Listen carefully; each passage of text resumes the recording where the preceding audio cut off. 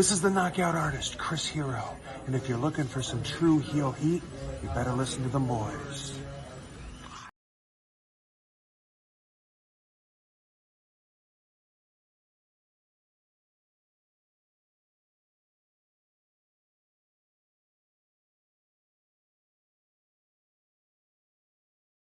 Hello everyone, it's the hardcore legend Mick Foley wishing a nice day to everyone there, right there at Tru Heel Heat. Yeah!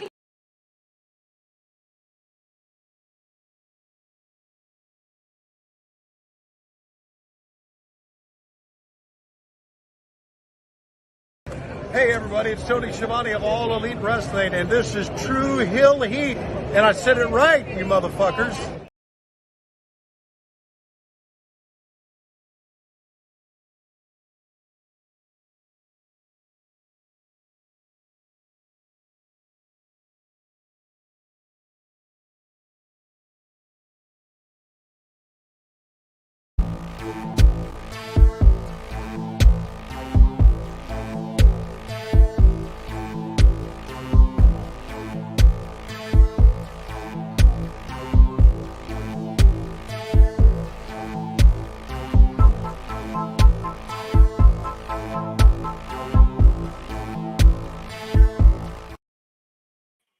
Merry Mania week! It is WrestleMania Friday. Some of us have already watched way too much wrestling and stayed up to 2 a.m. watching a GCW show, like me, of course. But we are here live on a Friday morning for a special Friday WrestleMania edition of the flagship podcast with the OG trio to not only discuss WrestleMania week and preview all the major shows. There's a little bit of a major interview that happened this week with a certain somebody that had a lot to say about AEW, Tony Khan, Jack Perry, Hangman Adam Page, The Elite, and everyone in between. Yes, we're going to talk about CM Punk. It is me. You know the whole deal. I'll say it after the intro.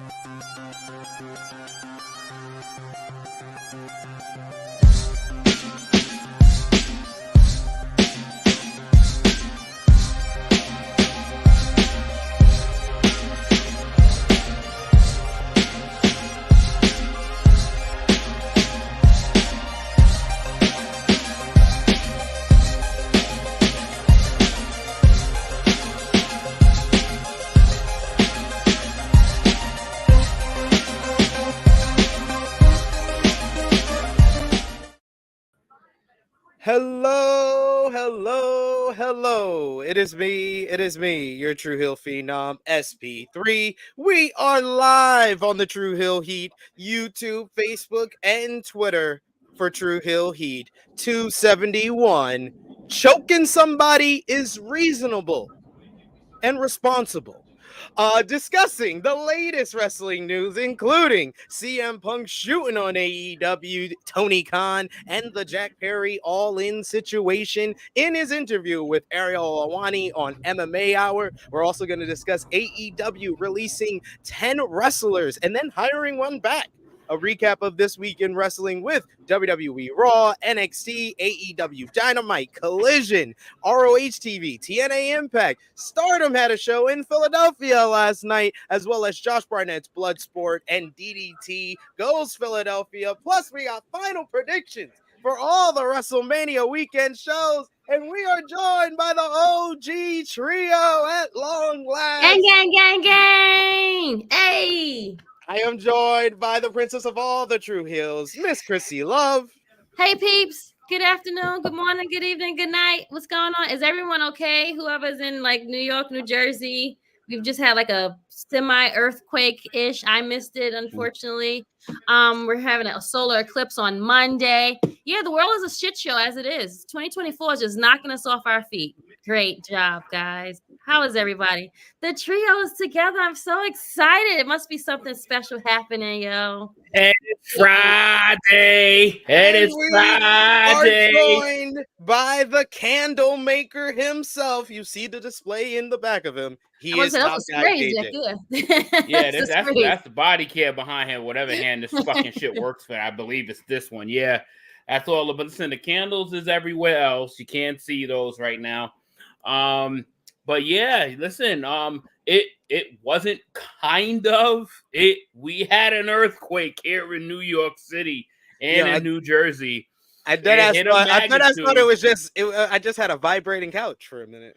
Yeah, you know, we weren't okay. Now for anybody that's like in like the San Francisco areas and the places that gets like the 9.7s, no, we're nowhere near that level. But listen, when you probably got the most buildings of any state, and the whole city is rumbling, Mm-hmm. That you know, we ain't used to that. That's the highest that we've had here in New York. we not about that life. We really are not about that life in New York in 50 years. 50 years. I just got the alert as we were going live. I just got the alert on. Right, they mad late. Like, how you just now get an alert? Like, you know what that means? That means all of us were still in nutsacks. All of us were still in nutsacks. We weren't even like thought of yet. Not even thought of yet. We weren't even like in the date stage from our parents yet. Wow. Kept it real there. Just saying, but I'm glad everybody is good. It's a Friday, you know what I'm saying? And the TVA is back here. Got the whole Tru Heel Heat crew together. You know, we got to correct some shit. It's WrestleMania weekend. Let's go. Absolutely. So we appreciate y'all if you're watching us live. We appreciate y'all if you're watching us on demand as well. I know it's a crazy WrestleMania week, so we appreciate y'all if y'all squeeze in the Tru Heel Heat flagship podcast, a part of your wrestling week, because we discuss everything in the wrestling world and show that appreciation back the simplest way possible. Drop the thumbs up on this video. Share this video with all your wrestling fans, friends, and family on all your favorite social media platforms. If you are new to the Tru Heel Heat YouTube channel, hit that subscribe button, hit the bell to stay notified for all the great content here. And of course, sound off in the live chat. I'm already highlighting a bunch of your comments in the live chat. You guys are coming out in full force. We love to see it. Keep sounding off. Love to talk about the news with all of you. We got Alexander in the chat who says Bloodsport had talent from WWE, TNA, AEW, MLW, New Japan Pro Wrestling. Pretty wild. Wow. Imagine if wrestling was like that all the time. It was crazy on who was wrestling on the show and who was in the crowd. You had CM Punk, Nia Jax, Natalia. So like we're gonna talk about Bloodsport and what went down on that show last night, including an early candidate for WrestleMania weekend, one of the best matches of WrestleMania weekend with Masha Slamovich and Shayna Baszler. But if you want to talk about that, sound off the live chat. But if you want to make sure your highlight is commented on screen, send a super chat donation like the good brother, the Negro Buck Nick Jackson. Let's go. We appreciate seeing you in the chat and appreciate you squeezing us in before you go to work, good brother. He says, happy to see my big three back. Indeed. It's so good. WrestleMania week. We love to see it. Look at this guy. He's like I got my Chad Gaspar shirt on. Oh, it's been 5 years since I met him. When I put it on today, I thought about that. The last WrestleMania. I seen a go ahead. Is that the last play? Isn't that like? And obviously, listen, man, we all rotate. Isn't that like the same gear that you had on when you actually met him? No. I bought this. This is the shirt I bought after he passed away. This shirt they made. Right. Yeah. I thought it was something like current. Okay. Not it was. I thought it was after the fact. Yeah. Still love that moment that y'all. Still love the moment that you two had, man. That Corona moment. That shit was nice. Absolutely. I'll never forget that. Never forget. We also got a super chat donation from one of our great members and moderators of the chat here, Vala B. Thank you so much, Vala B. He says, whoa!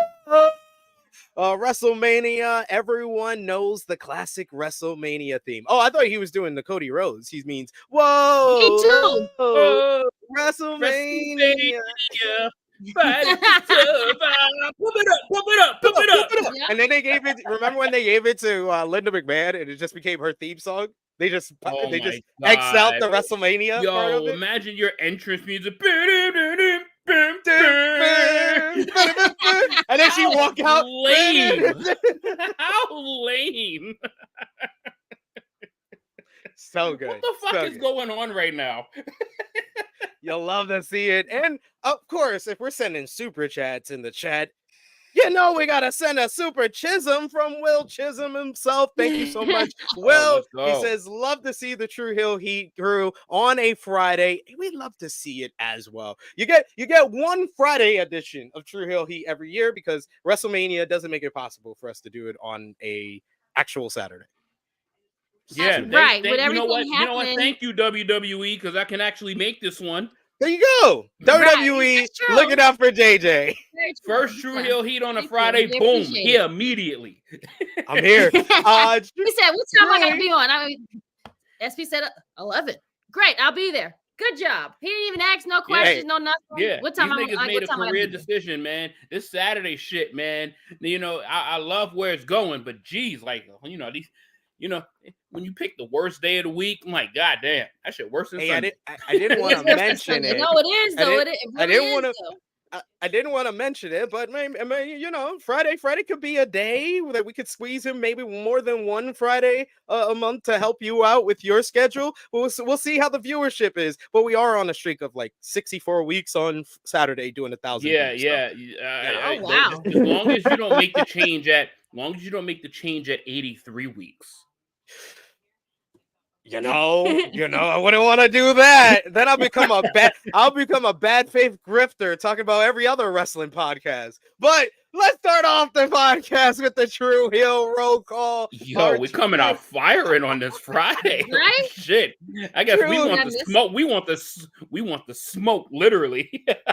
I mean, yesterday on AE Ramble, but Jimmy had me once again mentioning how Wrestling Observer have no black people on it. I mean, y'all were on one yesterday.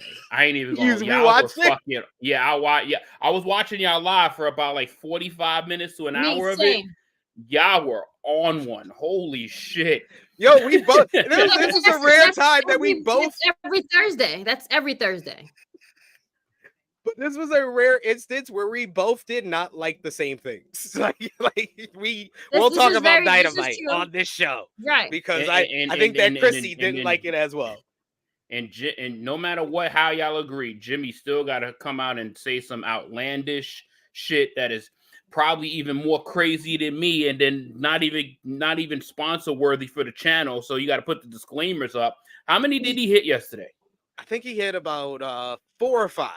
Because like I said, I was more. That's actually upset. Low for him. I was more upset on the show yesterday. I actually rated the show lower than he did for once.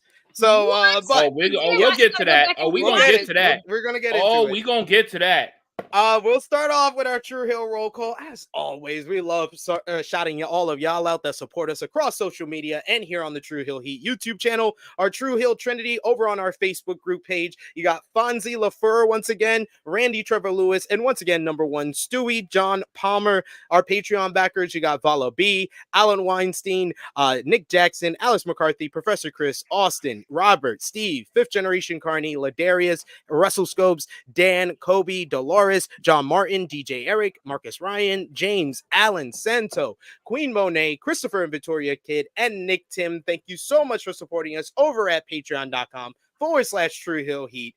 And let's get into what we missed, because we got to talk about. We're going to start unusually at the start of the week. We'll start on Monday with Monday Night Raw in Brooklyn, because the show started off with The Rock and Roman Reigns appearing on the highest selling Raw of all time. Roman thanking The Rock for the beatdown on Cody Rhodes the week prior, and then you had Seth freaking Rollins interrupt their opening promo to challenge Rock or Roman for that night. Yo, get out his face, son! Like, yo, that was OD.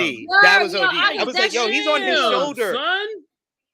He's on his shoulder. You see his whole.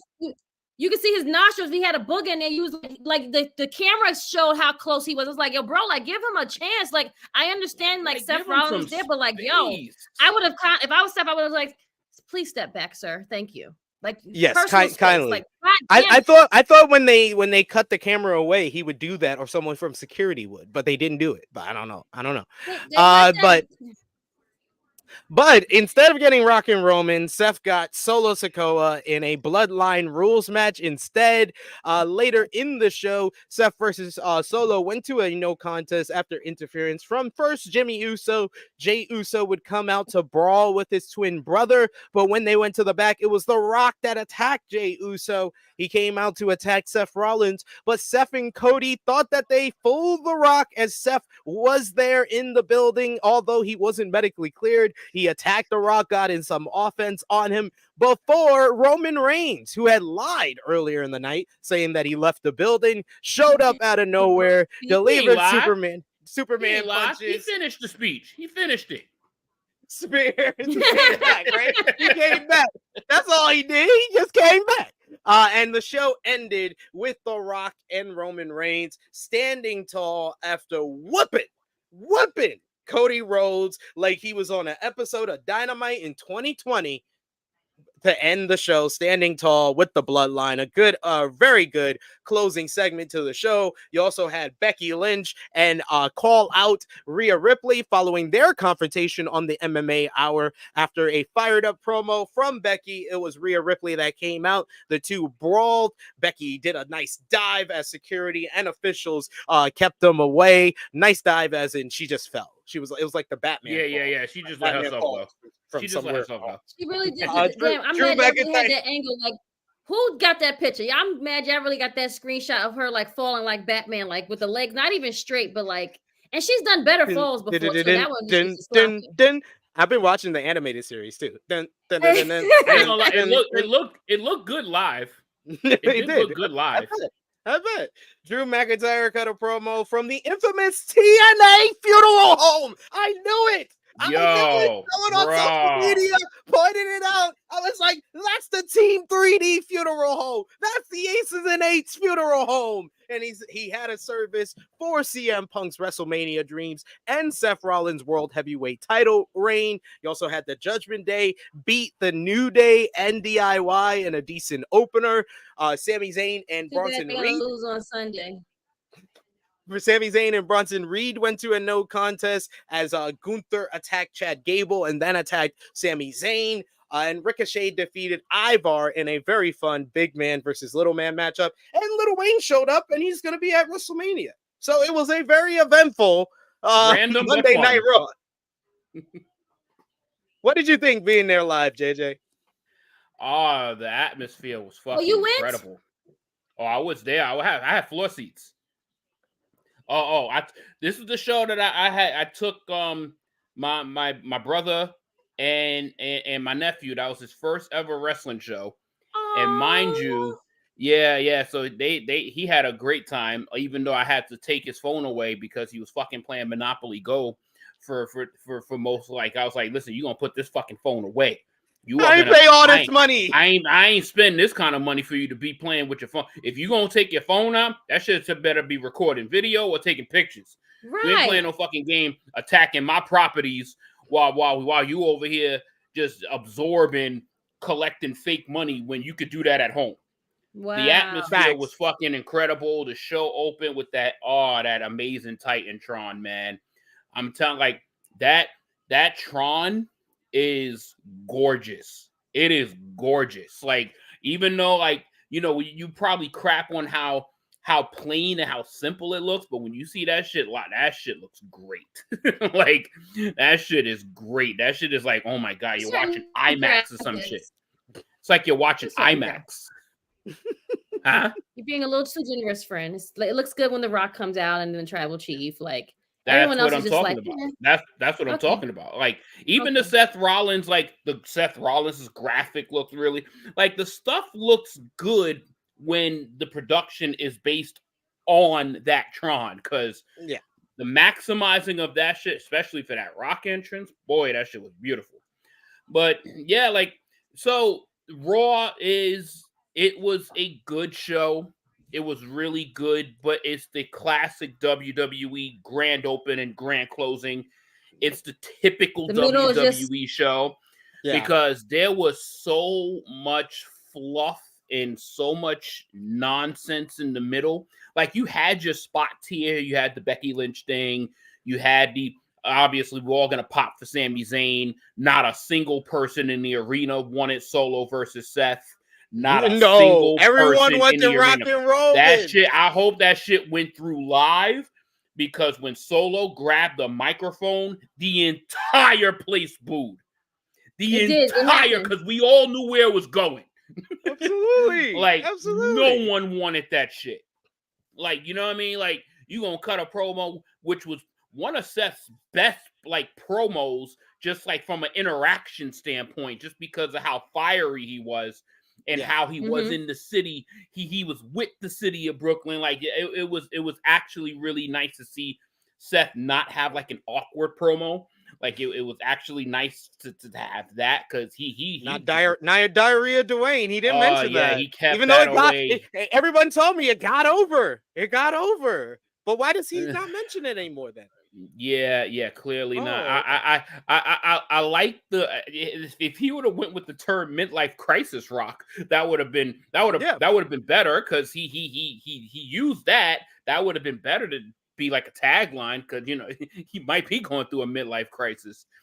But I love it. But it is the best midlife crisis in person that we're ever gonna see. Yep. Because he's turned WWE television into must see.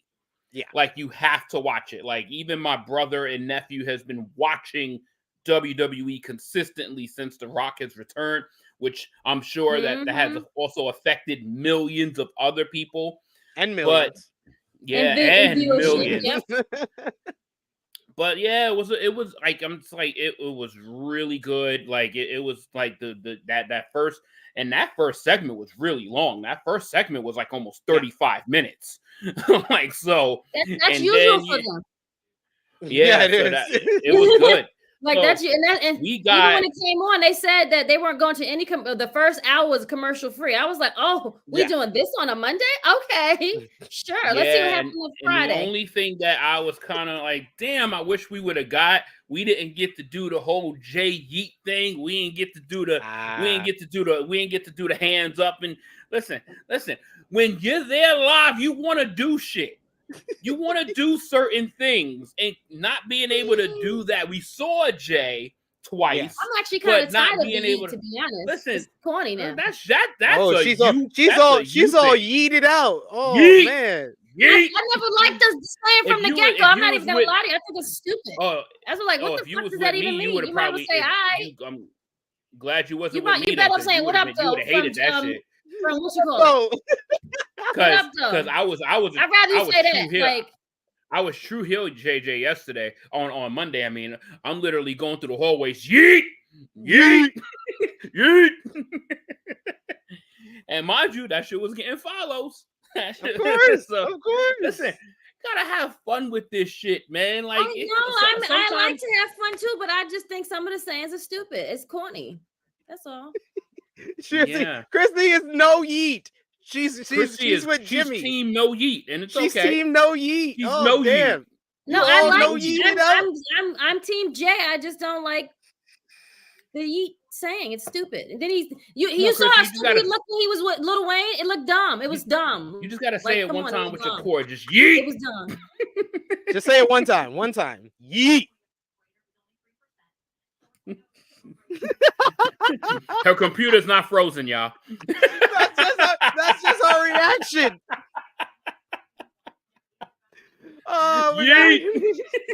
We got Nikki Boy in the chat who says TNA funeral home. Not Giulia. Nope. He says TNA funeral home popped me. It definitely popped me, as you saw when I was just describing it. That was great. Oh man, that was great. I wish he was there live. I wish he was there live at some point, but obviously Seth had a very busy show. So I don't think they could have fit Drew into that equation due to the ass whooping that he was gonna take later on. But listen, man, like it was fun. Like, it was fun. That's basically what you go there. You go there to have a good time. You watch these shows to enjoy yourself, and ultimately we did. even though my nephew and brother showed up late and almost cost us the fucking opening of the show, which I was so heated.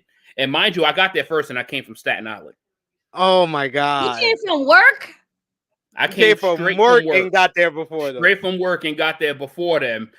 I got on the phone. I was like, yo, where the hell are y'all? Yeah, because you can't go in. Yeah, that's the shit that pisses you off when you got everyone ticket. No, that's why you got to do ticket transfer, bro. Like, I'm gonna be inside. I'll meet you inside, son. Like, I need to get a shirt. Or I gotta get merch. I gotta get food. Like, I gotta get out of here. So let's so to kind of, as they say, pull back the curtain a little bit.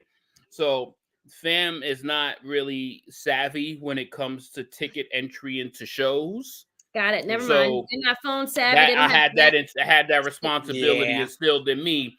So I told them, as black people, show up when the fuck I say show up. I say get there between 5 and 6. That's the time, or that's the target time, because you want to hit merch, you want to get food, and you want to get to your seat. Motherfucker shows up at 6:45. All casual and shit. like, we on time. Like, we on time. Nigga, you not on time.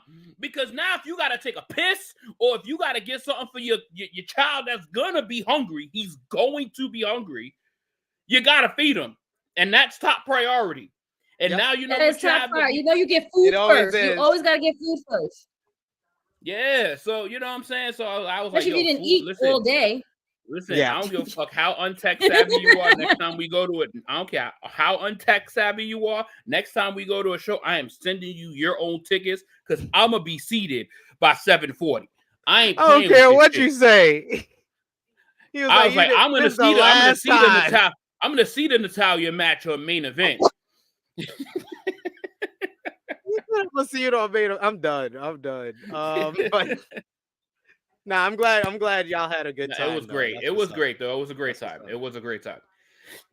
That's what's up. That's the only thing that matters. But if you're watching it on TV, it was a solid show. But you're mainly gonna remember the beginning and the end. Yeah, of course. That's what WWE is all about. Exactly. Grand opening, grand closing. Yep. But that is not what everybody's been talking about this week. Krssi Love, Top Guy JJ. That's the advisory. Advisory letting you know again. That's us. We getting the advice. Listen, second one. Yep. Getting your second one. I'll probably get in a few minutes here, but we gotta talk about a certain person who had an interview this week. Sorry, guys, we can't control that. Yeah, it's fine. He had an interview this week, and it caused up a little bit of an uproar. CM Punk. He went into detail on the backstage confrontation at AEW All In that led to his exit, his disagreement with Jack Perry, and more. He spoke with Ariel Helwani on the MMA Hour and was asked about his exit from the company, which officially came when Tony Khan announced his termination the week after the incident, on not having anyone there to pick him up when he arrived at the airport in London. He said, there is nobody there to pick me up. It's not a big deal. I got on the tube adventure, and that part was fun, but it's completely irresponsible as a company to leave somebody stranded at an airport. I understand the sentiments and the smarties on Twitter. Take an Uber, you big crybaby. I never cried about it once, not once. On Perry's on-camera comment about Real Glass at AEW All In, his issues with people backstage, he says, yes, obviously it was directed at me. There are always these rumors about NDAs. There's a big difference between not being allowed to talk about some shit or not wanting to talk about some shit. I don't necessarily want to litigate this again. Tony's big idea was a separate show. We're going to separate everybody. I said, that'll never work. Just let me go. Get me out of here. Pay me my money. I've been off TV. Just let me out of here. No, I can't let you go, he says. Why? Just let me go. Who cares? It's best. These guys don't want me here. This isn't a real business. This is a business. This isn't a business predicated on making money, drawing money, selling tickets, doing business. It's not what it was sold to me as. Let me go. No, I can't let you go. I'm going to do this new show. On his original disagreement with Jack Perry over breaking glass of a rental car, he says, the second day we have this show and I'm sitting in catering, minding my own business, and Tony Schiavone comes and gets me. I really need your help. What? Jack is cussing me out. He cussed out Mike Manzuri. He cussed out Daryl from production. He's cussing out the doctor right now. Why? I say. I was immediately like, dude isn't supposed to be here. I was told people are getting separated, so they are not problems. You don't want me involved in this. Just like everything I explained before, y'all need to handle this. If you don't, I'm going to handle it, and you're not going to like the way I handle it. He's begging me. He drags me out of catering. Hook and Jack are doing an angle. I don't know anything about Jack going on vacation. All I know is there's a litany of people that work 1 day a week and they don't want to. And they want to show up, wrestle, and film vignettes and then sit at home for 4 weeks. Great. That was crazy. Great. Not my company. Do what you want, but not my show. That was my attitude. I said, Tony, you really want me doing this? Yeah. I walked up to Jack and he's sitting in the car. What I wanted to do was smash the window of the rental car with a pipe. I was like, it's a rental car. I very politely, because I like Jack, Doc has told you no, Daryl has told you no, Mike has told you no, Schiavone has told you no. Now I have to tell you no. Apparently, you've cussed them all out, and I'm telling you no, we don't do that here. You want to do this? Go to Wednesday and do it. He had no problem. He said, okay, I just thought it was a cool idea. I said, it might be. This is a rental car. The boys are in it for the boys. You're going to smash the window of a rental car and return it with no window? Now, national budget isn't going to be like, don't rent cars to pro wrestlers anymore. This is a thing that has happened. So then he says, on telling Khan to handle things with Perry at All In, he says, I went to Tony Khan and I was like, please handle that. Please. He's like, what do you want me to do? I'm not telling you what to do. Just be the boss, please. I'm tired of this shit. I told you it was a mistake. I told you separate shows wasn't going to work. And now we're all here. Please handle it. If you don't, you're not going to like the way I handle it. On the backstage altercation with Jack Perry, he says, Jack came back from his match. I'm the next match. I'm sitting there. I got people with me. I'm not going to say who they are because I have a lot of fans who work there and I wish them all well. And I don't want them to be punished because they're friends with me. He said, I walk up to him and I'm like, Jack, why do you insist on doing this dumb internet shit on TV? He's like, if you have a problem, do something about it.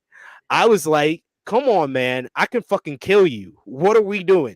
It's like Shaylin Sullivan said, I can't let you get close. I thought I was doing the responsible thing. I didn't punch anybody. I just choked somebody a little bit. A little bit. Samoa Joe was there, told me to stop. I quit. I turned to Tony and said, this place is a fucking joke. You're a clown. I quit. I went to my room. Joe and Jerry Lynn came and got me, and we're like, let's go out there and kill it. I was too fired up. I'm fired up now. I'm probably going to regret talking about all this shit, but that's what happened, he said. That match, I'm like, this is the last time I'm ever going to wrestle Samoa Joe. This is my last match in this company.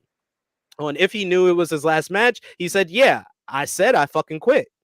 On the rest of that night at All In, he explains that he was hanging out and he wanted to watch the show, but he was asked by security if he could leave after kind of asking them if he should leave.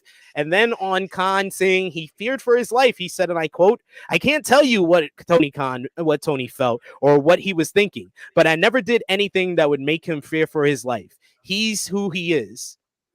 On believing there was an effort to slander him, he says there was a concerted effort to slander me and ruin my character. That's the kind of genesis of all the drama. Don't do that. Why are you doing that to a guy who works for your company? Why are you lying? Why are you spreading rumors, lies, and bullshit about your top guy? It doesn't make any sense. You're only hurting yourself. Jealousy, envy, I don't know. It's an unfortunate situation. I have a lot of friends there. There are a lot of good people who work there. I hope they continue to get paid. I wish them well. On working with Tony Khan, he says, it's a loaded question. I don't like the drama, but the truth is the truth. He is not a boss. He's a nice guy. Ultimately, that's a detriment to the company. But it's not my company. I'm an outsider. I thought I was brought in to sell merchandise, sell tickets, and draw numbers for pay-per-view. I clearly did that, but that's not what the place is about. And some people didn't like that. Krssi Love, after hearing all of that, it's a hour and 50-minute interview. Yes. So trust me, this is just the start of it throughout our news on this show. Krssi Love, what do you think about what he explained, what went down at All In last August? That was the start of it. What do you, Phil just being Bro, Phil this- yet again? You're right. 2 Phil hours. is. It's Every 2 bit of 2 hours. Yeah, Krssi. Absorb it. I don't even know how to like dissect this whole thing, to be honest. Like, oh, Phil. Like I told my brother, Phil is just always gonna be Phil. Phil just does what Phil wants to do. And people allow Phil to do what Phil wants to do. It's just what it is, because he brings numbers. So they just like, oh, we'll just let the kid just go. Like that's the basketball, that's the basketball player that just gets it, just wins all the championships, but he's terrible at all his grades and he's just a terrible person. That's what Phil is. That's what Phil is. Like, but that's wow. Like, you don't want me to go handle it. Like, so you're saying that they asked you to go and insert yourself into that situation. You didn't just go over there and just say, hey guys, hey, just stop. Like, they asked you to do that. I find that really hard to believe though. I mean, I don't find it hard to believe if he was like, he even says in the interview that he signed 2 contracts with AEW. He signed as a wrestler and he signed as a consultant to Tony Khan. So I can understand if you go down the chain of command and then you finally come to CM Punk and you think that him as a locker room leader, as a guy that this show is going to be based around, can get through to Jack. Yeah, and obviously it wasn't an issue when it happened. I think that this is my big thing, and this is why I wanted to start off with this bit of the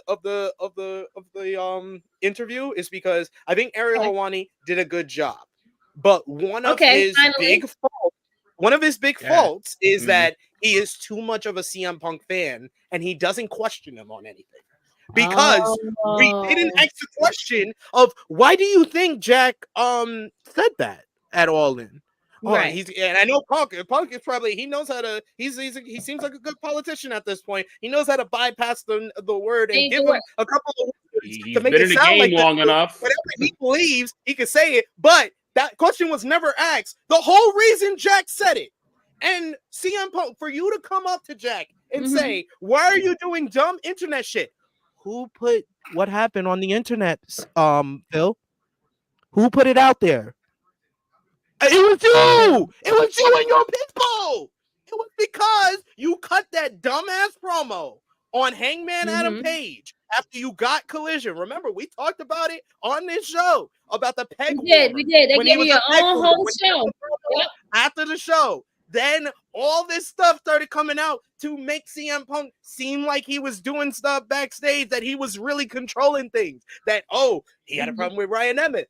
Oh, he's out of here. Then it was, Jack Perry. Oh, he was going to break glass. Oh, I made sure CM Punk made sure that didn't happen. He was in the right here. He's doing good. It was because of you, CM Punk. The whole genesis of everything in your issues with AEW is wrestlers talking to the media, yet you're always talking to the media. Yep.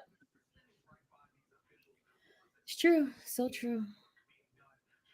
JJ, what did you think? This is what wrestling wants. Clearly, it's a poison that they will keep drinking. It's a poison that will keep eating. It's a poison that will keep absorbing. And it's a poison that we will keep talking about. And in this particular instance, just to single this one out, apparently, he didn't want to talk about this stuff, apparently. knowing he was waiting for that question to come up so he can let loose. So it's the politician in him has displayed a level of maturity that he has never had before, because he was able to articulate this in a manner of, you got to think about this stuff that he's saying to a degree, right? So I kind of do believe that Jack Perry was probably like a loose cannon or something. I would believe that. Like, I don't disbelieve that, because if he's trying to do something cool to be on TV, to try to get himself over, this new character over, he's trying to think of shit outside the box. And you went to somebody that is 20 plus years older than you are, and he's like, no. Like, no shit. A man 20 years older than you is going to say no, even though in the same interview, he said, the younger me would have done the same thing. How hypocritical is that? So how you can't say what is right for the day of Saturday, because we don't do this on Saturdays. Nigga, you would have did this on Saturdays in 2003. So it was literally the version of CM Phil that is talking literally out of both sides of his mouth. He's literally defending and covering his ass at the same time, because younger me would have did this, but now me thinks that this ain't smart for business. And now you want to put the business equation of it, which is all factual. Yes, in 2024, stuff like that is stupid. You don't want to send a fucking damaged car to a rental place that you're in business with a company, and all of a sudden think that you're going to get another one. Yes, that is factual. But you didn't care about any of this factual shit 20 years ago. So it was like, it was like, damn, like, if this was an interview that we've seen of CM Punk that we've never seen him talk in the past, we would have been like, yo, this place is out of fucking control. Yep. But we have the 20 years of dialogue. We have it. So it's not like it's, oh shit, this is newsflash.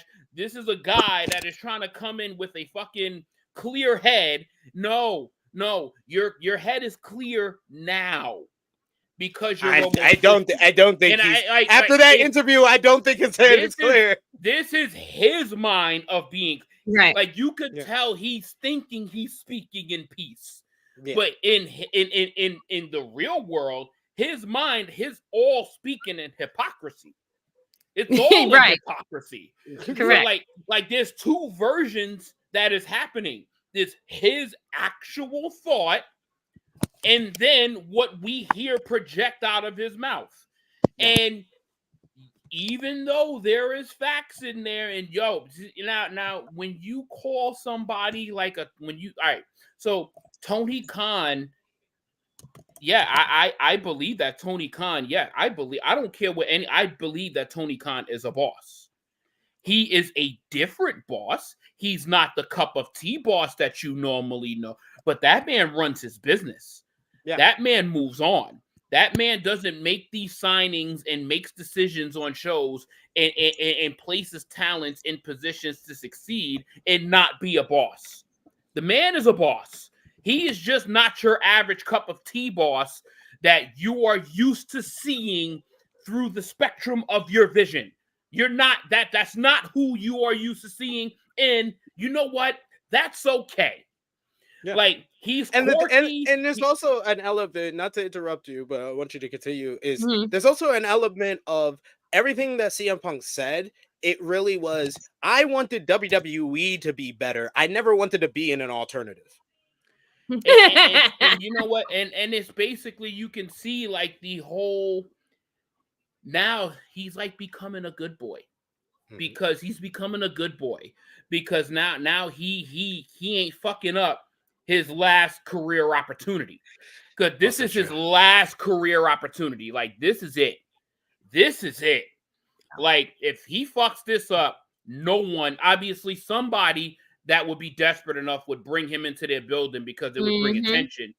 but for the mega stardom and for that superstar power and to end his career on the highest of high notes, this is his last shot. And he wanted it through his lenses, through what he preferred. And you know what?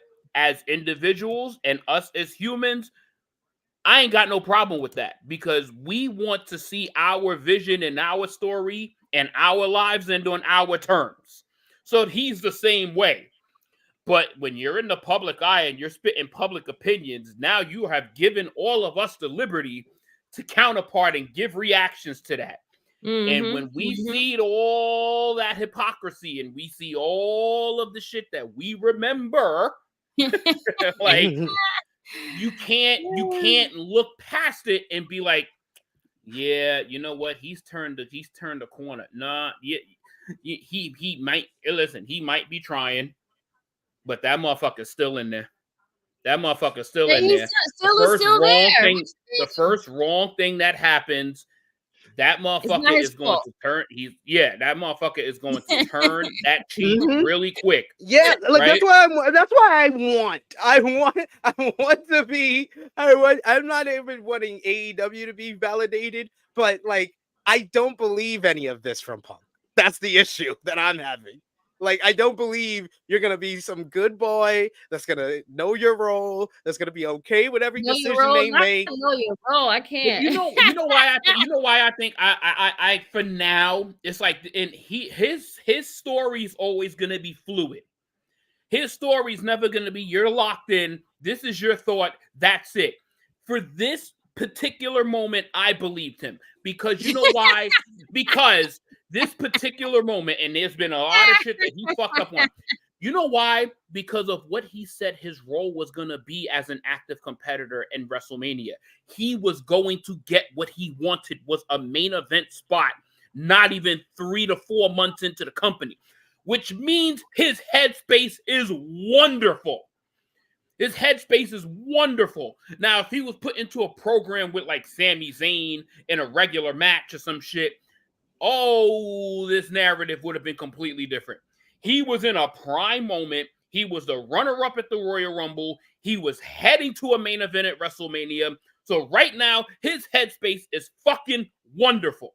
It's wonderful because he is getting everything that he would have wanted if healthy. And I love AJ Style in an interview with The Ringer said that, you know, he thought that there would be problems with Punk coming to WWE because, you know, he has a lot of good friends, best friends over in AEW, and he heard some stuff, he saw some stuff, and he said that he was wrong. He says that he expected a problem and he was wrong, and then he was really looking forward to working with Punk. I read that and I was like, AJ, I wouldn't speak so soon. You know what the thing is that CM Punk is not going up against as many juggernauts as he did in the past. Right. So his pathway to that top spot is pretty clear. Like, so it's not like he has to go through a murderer's row of all of this talent to get through. He doesn't have to go through it. He doesn't have to go through the Super Cenas. He doesn't have to go through the Triple H that booked himself in every fucking main event possible. He doesn't have to go through the jump push in Edge. He doesn't have to go through Undertaker. He didn't have to go through Batista. He didn't have all of these throne projected top players. He doesn't have to go through that no more. There's literally 1 to 2 guys that's clear as shoulders at the top of the game. That's Roman Reigns. That's Cody Rhodes. There ain't many other places at the top that he can't reach. You want to argue Seth Rollins? Go right ahead, sure. But I don't believe that. Like, it's 2 names, and that's all he would have had to go through. In his mind, that is very achievable. Yeah, and I think he's fine. I think he's fine with that in his career. Yeah. And I think that he learned that CM Punk being the number 1 guy wasn't all it was cracked up to be. We got another super chat donation. Don't do that. We got another super chat donation. Been hurt. He got hurt. Don't do that. Don't do that, SP. Hey, I'm more talking about the power going to his head more than him getting hurt. But you can't talk about the run yet. I'm talking about his AEW run. Yes, we can. It's over. We can the talk about it. The whole. Yeah, He was the number one guy, and it didn't work out well. Like that's the only time in his career he has been the number one guy, and it did not work out. And he has yet to acknowledge that a company was handed to him, and he fumbled it.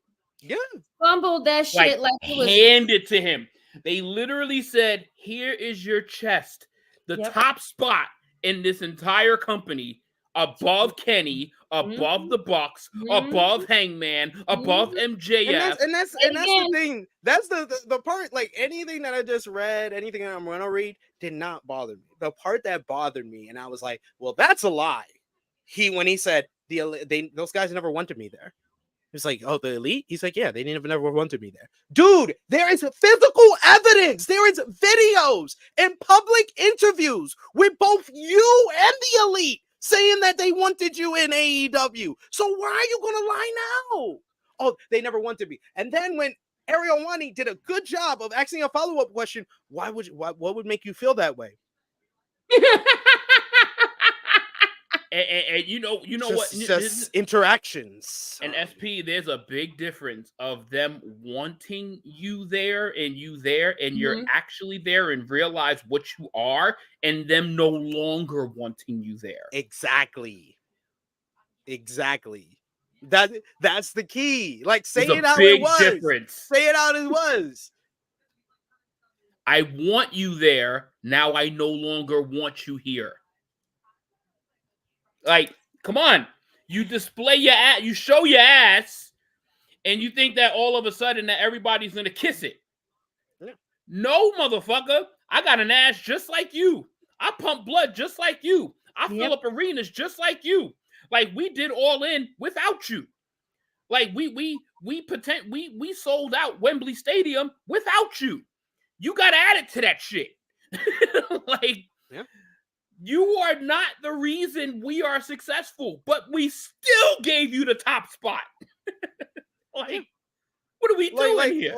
It's just to say, like, he made it sound like if you never watched AEW before, you would think they never sold out a building the way he talked about it. Yeah, they only sold out buildings when he was there.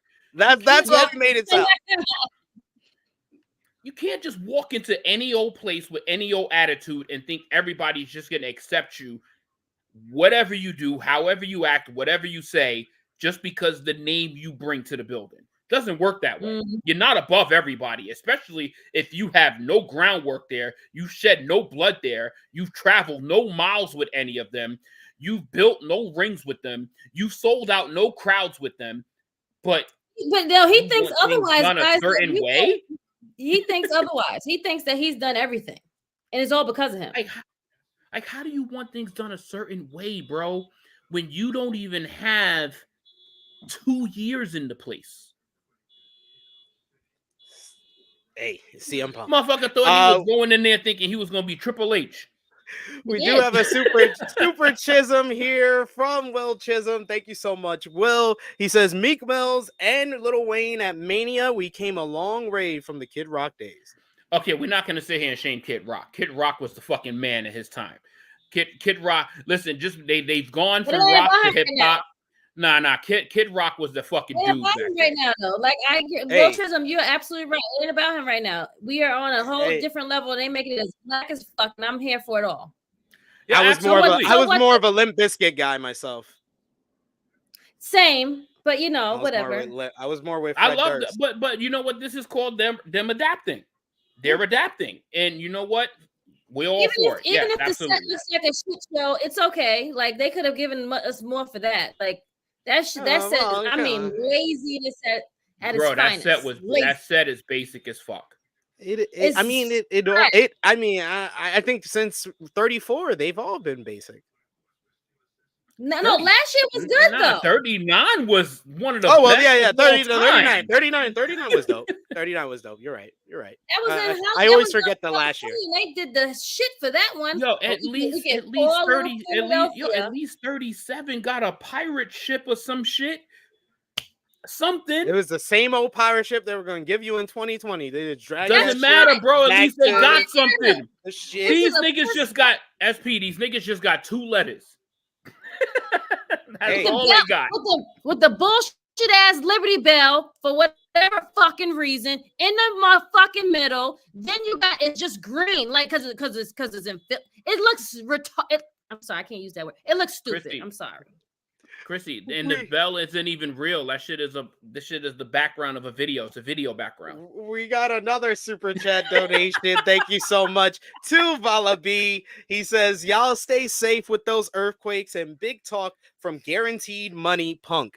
Yes, that was the other thing. Like you're bad mouthing Guaranteed Money. Like you didn't benefit the most from that during your time in AEW. No. You were on the shelf more than you were on TV. He sure enough was though. It's sad. And nigga said, and he said during the interview, just release me and pay me my money. Like if you want it out so bad, just give up the money and just go elsewhere. Exactly. You got enough of it. Yeah, you were already paid. You were already paid. You came back for the love of it. I thought. So now you want a company to just pay you for free to do nothing and have it and also be able to go wherever you want whenever, because he did not have a no compete clause apparently. Nope. Because they fired him with cause, so I think so. Will Chisholm with another super Chisholm. He says AJ and Punk will be okay as long as they don't talk about what side you're voting for. That is true. Or what shape the Earth is.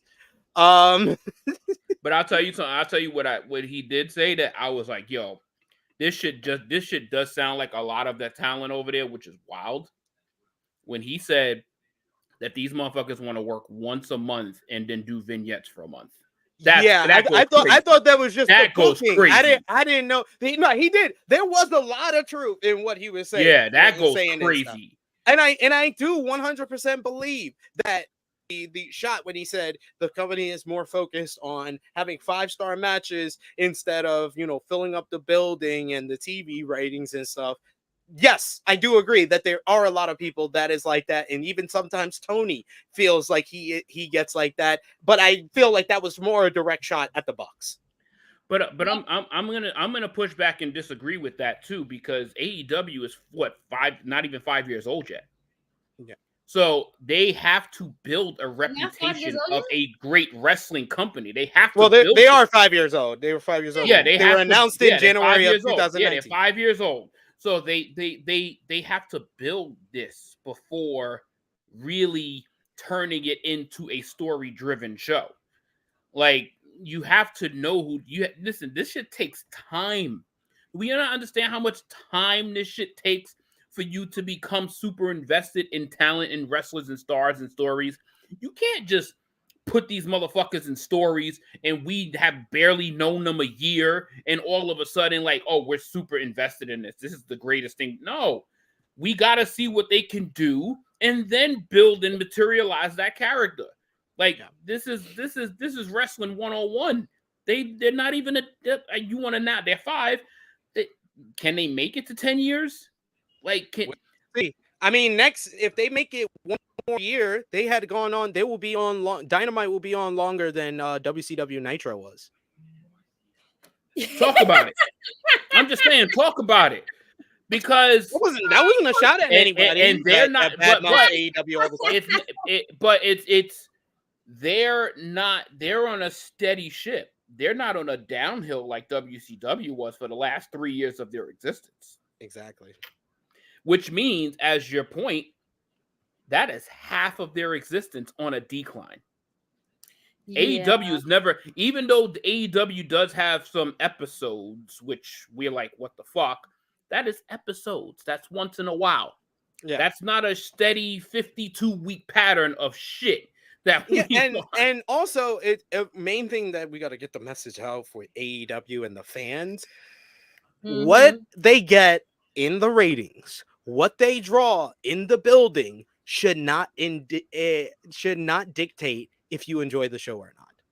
Yep. I mean, I will say the attendance and addressing that and going to smaller building, I have been on record on this show many of times and said that they need to fix it and there's ways to fix it. And I've given suggestions, but at the end of the day, even if the crowd is not as hot as it usually is, I 9 times out of 10 will enjoy the show. 8 times out of 10 usually, considering this week. So 8 times out of 10, I will enjoy. Right. Yeah. You got to knock one off this week. You got to knock one off. It would have been 9 times out of 10. They didn't pick a 6-year-old to beat one of the best heels in the business. But anyway, real quick, before we get into that, I'm rushing through everything so I can get to ranting about that. More about CM Punk on MMA Hour. He also discussed talking about his WWE return and making up with Triple H in his new interview with the MMA Hour. Punk said on when he began talking about a WWE return, he said the action of it started the week of, I think, Thanksgiving. I'd have to look at a calendar to figure out dates exactly. I remember times and places of where I was when I would get phone calls and such, and I had a FFC show coming up, I think. So I got a call from Nick Khan, and he was just like, "Hey, we want to talk to you." And I was like, "Cool, I'm on my way to the gym. I have this coming up. We could talk on the Monday before Thanksgiving." So it was the week of Thanksgiving. I spoke to him Monday, and he was like, "Hey, we want to talk about you coming back. We love you for Royal Rumble," because they assumed that I probably had some sort of non-compete clause, and they were kind of floored. And I was like, "No, man, I'm ready to go. Let's do this." And on Mending the Fence with Triple H, he said, it's funny because everyone calls him Paul now, and I always call him Triple H or Hunter. When I spoke to him, that's when the ball really got rolling, because it was I asked him if he wanted to talk on the phone, and he said, no, I would actually rather kind of like FaceTime you so I can see you. And I was like, oh, that's interesting.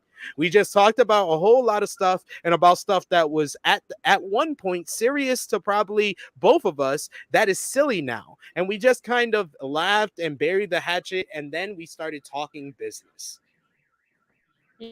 So Sean Ross Sapp was right, was what I was trying to say. In other words, Sean Ross Sapp said it all started the week of, y'all all tried to play him, but he was right in that. CM Punk confirmed. And then finally, to finish up on CM Punk, this section of the CM Punk interview, Fightful Select has some reactions from talent. Yes, remember, Krssi, 2 hours. Fightful Select had some reactions from talent about the CM Punk MMA Hour interview, and the report makes it explicitly clear that reactions from talent don't reflect the company they are signed to. It is noted that in terms of the CM Punk Jack Perry argument that carried over into All In, those in AEW told the outlet that the issue was less about Punk not wanting glass used in the vignette taping at AEW Collision, but instead it was about Punk told the story to media and talent to the point that it became public despite his having an issue with such a thing in the past. Those in AEW indicated that Punk's recounting of the original argument was accurate. See, we were right on the money. We said it sounds clear. It sounds clear that original thing happened, but the issue here, it was not addressed in the interview. In terms of WWE's talent's reactions to Punk's interview, it was said to be all over the place regarding those the site spoke to. One talent said they assumed Punk would answer questions about AEW before too long, even though there is an NDA in place. Another WWE talent member said they preferred that it happened this week, hoping that it gets ultimately forgotten and most people move on to the wrestling by the weekend. One AEW veteran was quoted as saying, more than anything, what the interview showed was preventable from all sides. Punk is happy, AEW talent moved on, so hopefully everyone just learns from it and makes amends in the future. There is no a non-disparagement agreement of some sort in place, something Punk alluded to in his interview, though he said it was not for anything he did wrong. All the word within WWE up to this point has been positive toward Punk, and people on the executive side of WWE did not believe Punk wanted to discuss AEW in the interview, but knew it was probably coming up. Those people said Punk isn't likely to be on as heavy a media schedule this week as others, as he is still recovering from injury, and there is no subsequent issues between Punk, Seth Rollins, and Drew McIntyre that I have heard of. Punk confirmed several reports from the site during the interview, including having been backstage at Raw last year before he was told to leave. He was also confirmed that only lawyers Triple H, AJ Lee, and Nick Khan knew of his return before it happened, and that the Punk references on WWE before he returned happened before he had even been contacted. So CM Punk proves Sean Ross Sapp right was the moral of the story on a lot of this. And I love when he said that people in AEW felt betrayed by him going to the Raw in April last year. That was funny. You're going to the direct competition show. Why? Duh. Why? Right. You're an active fucking talent and the number one guy in their company. You don't see MJF just showing up to Raw or SmackDown to catch up with some pals. I'm telling his mind is He's in lost. his mind. He ain't lost. All his shit is crystal clear. It's crystal clear. It makes all the sense in the world to CM Punk. To him, he is. It is, and Phil's mind is all. Everything is okay. Like he's not the problem. Yeah. He's in his own world. He has been in his own bubble for 2 decades. Yeah. I just found the lack of accountability on anything just quite amusing. It was quite amusing. There has not been one thing during the entire 2 years of AEW that he's like, you know what? I wish I could have done this differently. Nope. I wish I could have said this differently. I wish I could have. He at least didn't let us know. He only said during that interview, I think it was with the New York Times or Variety last year, where he said, I wish I could have handled the scrum differently. Because he didn't want the scrum. Yes. He never liked the scrum. He wouldn't have done the scrum in general. So that's still not showing any level. Like, that's what makes it all cap. Like, is that when you show no accountability for anything, like, come on. You are not a fucking white knight. You are not an angel, bro. Like, what are we talking about? Like, we have all of us in the chat, all of us on screen, we've done something and like, damn, yeah, I kind of fucked up there. Not him. Nope. Not Phil. Not Phil. No. Yeah. And apparently, and Krssi Love has talked about it before. Apparently, he doesn't have anyone in his life who is gonna hold him accountable or say like, you could have done this different. It don't seem like he has anybody that says that. It's kind of. No, go ahead. Even down to his wife, like no one holds him accountable for none of his things, and he lacks self-awareness as well. Yeah. So no one, everyone just lets this child just do whatever the hell they want to do, and they wonder why he's a problem person. Because y'all let this monster get worse and worse. Like y'all created this. Gets bigger and bigger by the day. What do you expect? But his head just keeps getting bigger and bigger. The motherfucker took up an hour of time on this show, so that means he's doing something right. Hey, he's doing something right at the end of the day, and so is Will Chisholm with another super Chisholm. Thank you so much, Will. He says, I am with you, top guy, but how long we got to hold off on Jay White because that Billy Gunn match hurt my heart. Oh yeah, my God!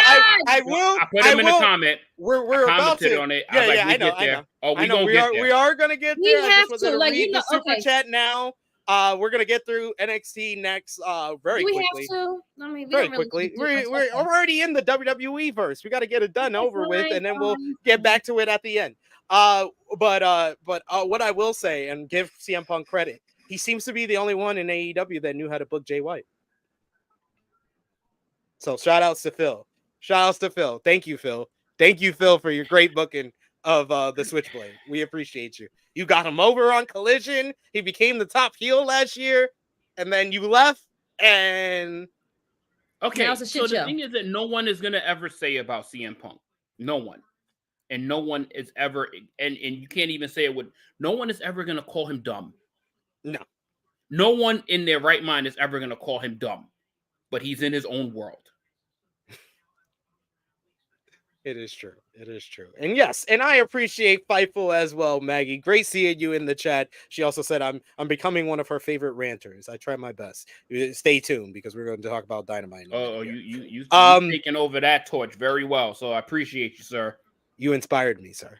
NXT this week, the show featured Trick Williams and Carmelo Hayes having one final face-to-face where both men cut really good promos, laying out their reasonings for their breakup after Vengeance Day, as well as their main event matchup coming up at NXT Stand and Deliver, where they will become the first African-American men to main event a WrestleMania weekend event. They then had a pull-apart brawl to end the segment and end the show. You also had big number one contendership matchup as Axiom and Nathan Frazier became the number one contenders to face the NXT Tag Team Champions, the Wolf Dogs, at Stand and Deliver. Meanwhile, you had Obafemi beat Joe Gacy via referee stoppage after an attack from Sean Spears before the matchup.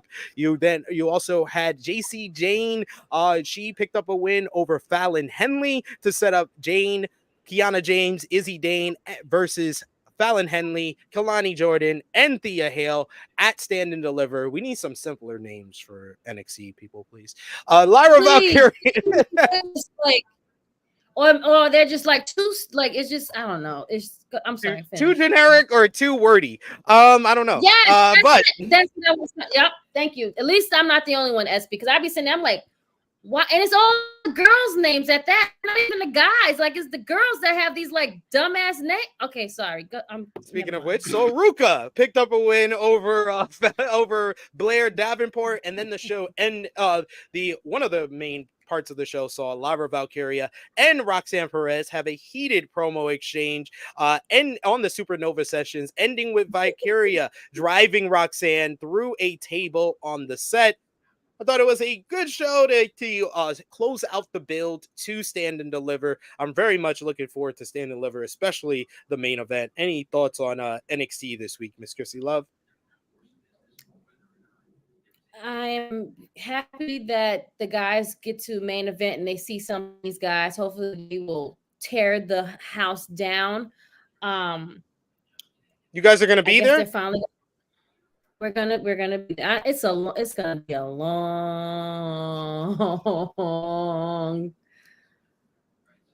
day. Wait, you're going to take over Ann Mania? Yep. Oh, you better go to sleep at like 8:00 tonight. God bless you. No, God bless you. Because I'm going. Guess what? I'm going to ROH tonight. Well, that means you better have a shit ton of Red Bull or something, then, boo boo. Woo! God bless you. God bless you. You know what? You're a real one, though. You're a real one. And represent Tru Heel Heat out there, yo. I know you're the chaperone of wrestling club. We had someone from the Tru Heel Heat team on a podcast. He just randomly said, "Oh yeah, I do a podcast. It's Tru Heel Heat." Yes, I'm calling you out, sober guy JJ. You didn't even tell us you were on a podcast. Then I watched a podcast. He's like, I'm a wrestling fan. I'm this, I'm that, and this, and this, and that. And then finally he says, "Oh yeah, I also do some podcasts whenever I show up. Yeah, it's Tru Heel Heat." Doesn't even mention anything about the channel. This guy. So yeah, I love to call people out here. So he was just casually just talking on another show. Casually. It's like I was on a show last week and someone tried to introduce me as a former Quizzlemania champion. I was like, put some respect on my name. I'm the first black Quizzlemania champion. There's a difference. There's a difference from being just a former and being the first black one. Put some respect on that color. We gotta start, bigging up the name. Y'all representing Tru Heel Heat out there. You ain't gotta say I know you do. So. I know you do. I'm telling you, you got to do it for JJ too, because he out there.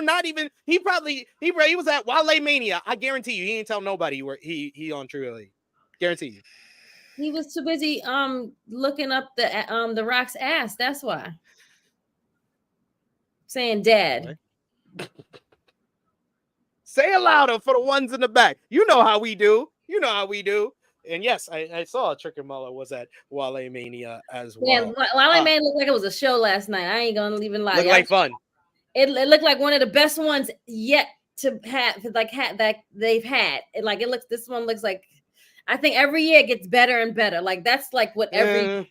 I No? wouldn't say that. I wouldn't say that. Yeah. Say that. I went to. I know JJ went to 3 straight. I went to 2 straight. I will tell you, New Orleans. I don't think that's ever going to be topped. Yeah, I don't think anything is beating New Orleans Wale Mania.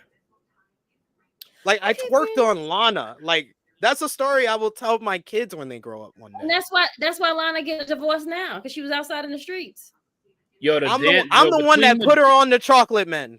Yo, between the dance battle between SP and Lana, between the on the stage, on floor fight between SP and Baby Seth. Oh yeah, like did that. It was, and it was, I'm telling, and just all of the people that gave it attention, like yo, we were surrounded by crowds for that shit. It was, man, and New Orleans was its own movie. New Orleans was a movie. That was fun. That was fun times. In a new interview with ESPN, The Rock went into detail about his return to WWE and why he felt now was the right time for his comeback. Rock hasn't had an actual match since 2013, since he lost to John Cena, but his last official match was against Eric Rowan at WrestleMania 32. The article notes that The Rock created a training camp for his WrestleMania 40 matchup, which included a ring in Los Angeles and one in Hawaii. The training sessions were supervised by Michael P.S. Hayes and Bobby Roode, while Chad Patton officiated, and The Rock worked with NXT stable Gallus to get into ring shape. On what he's been doing in his training, he says suplexes, a launch off the top rope, a catch, like bodies hitting bodies. It's things like that that you have to do and have to prepare for. And you're getting bruised up, you're hitting the ropes. It comes back fairly quickly. It's like riding a bike. On working hard for WrestleMania, he says, fortunately for me, very lucky that I've become somewhat of a ring general, where I see the circumference of the ring and where I need to usually timing wise, because timing is really important in our business of wrestling. So just putting in the work, training, the diet begins, which always sucks, and taking the falls and just getting my ass kicked every day. So we'll see how it goes. On why he came back now, he says, I was excited to work with Nick, Ari, and Mark Shapiro to help expand the WWE TKO business to new heights. That relationship that I have with Nick has certainly helped propel a lot of this forward, even though things didn't work out philosophically wise for us to get the deal done for WrestleMania 39 at SoFi. That allowed this incredible opportunity for Cody Rhodes to come in, and as we are feeling and sensing and hearing from his passionate fans, what an incredible opportunity for him. And on the future in WWE, he says, I'm not off the board after WrestleMania. I'm still on the board. I will always be part of this, and we're in it now, and this is our thing and will be forever our thing. Yo, Gallett's about to get a push after this, working with The Rock. Yep. Hey, just ask Curtis Axel. Curtis Axel got a good old push after working with The Rock ahead of the WrestleManias with Cena. He got a good old push. Yep. He was Intercontinental Champion. Remember that? Yeah. Not a lot of you remember that. I'm asking. You remember that? I do. Curtis Axel and managed by Paul Heyman. Yes. Got the Heyman. That is true. I forgot. Yeah, now that part I did forget about. He was forced as a Heyman guy. Forced. Obviously didn't work because nobody remembers it, but you know, it happened. It definitely happened. Everyone remembers Rybaxel. Curtis Axel. Oh God, that shit was Paul Heyman. That was a tough spot for him, man. He tried his best. He did. He definitely did. He tried his best for the kid. But what do y'all think about the Rock? Do you think it was the right time for The Rock, and everything has pivoted on the way to WrestleMania? Do you think that it all worked out in the end the way that they kind of would want it to? Krssi? Yes, absolutely. I think they definitely wanted this, and it couldn't be better. I mean, you had to let the other, toxicity leave and get out of the way so that this stuff can cook and marinate and be better. Because if someone else was in charge, it wouldn't. I don't think it would be as like this. Yeah, he definitely would have fought against the crowd, choosing Cody over The Rock. Definitely. Absolutely. Oh yeah. No, knowing his history, yeah, I would say it's a definite. It's a definite. Like, there's no question. Like, we already know the answer to that. SP. Like, we already know. Like, his balls is like so heavy for that shit. Like, it just like makes him like, like you. Like, we already know what it is. So like, if we wouldn't be having this type of outcome and this type of like heat, it wouldn't have been nothing like this. I agree with you. JJ, anything you want to add to The Rock's run? Any thoughts as we head into tomorrow for his in-ring return? The ability for them to pivot has been nothing short of amazing and spectacular. Because the if they would have rushed the 39 thing, then it would have not been this magnetic of a story. You would have gotten classic good guy Rock, and we would have gotten the tribal chief. And this would have almost felt like an unnecessary L the Rock would have had to take.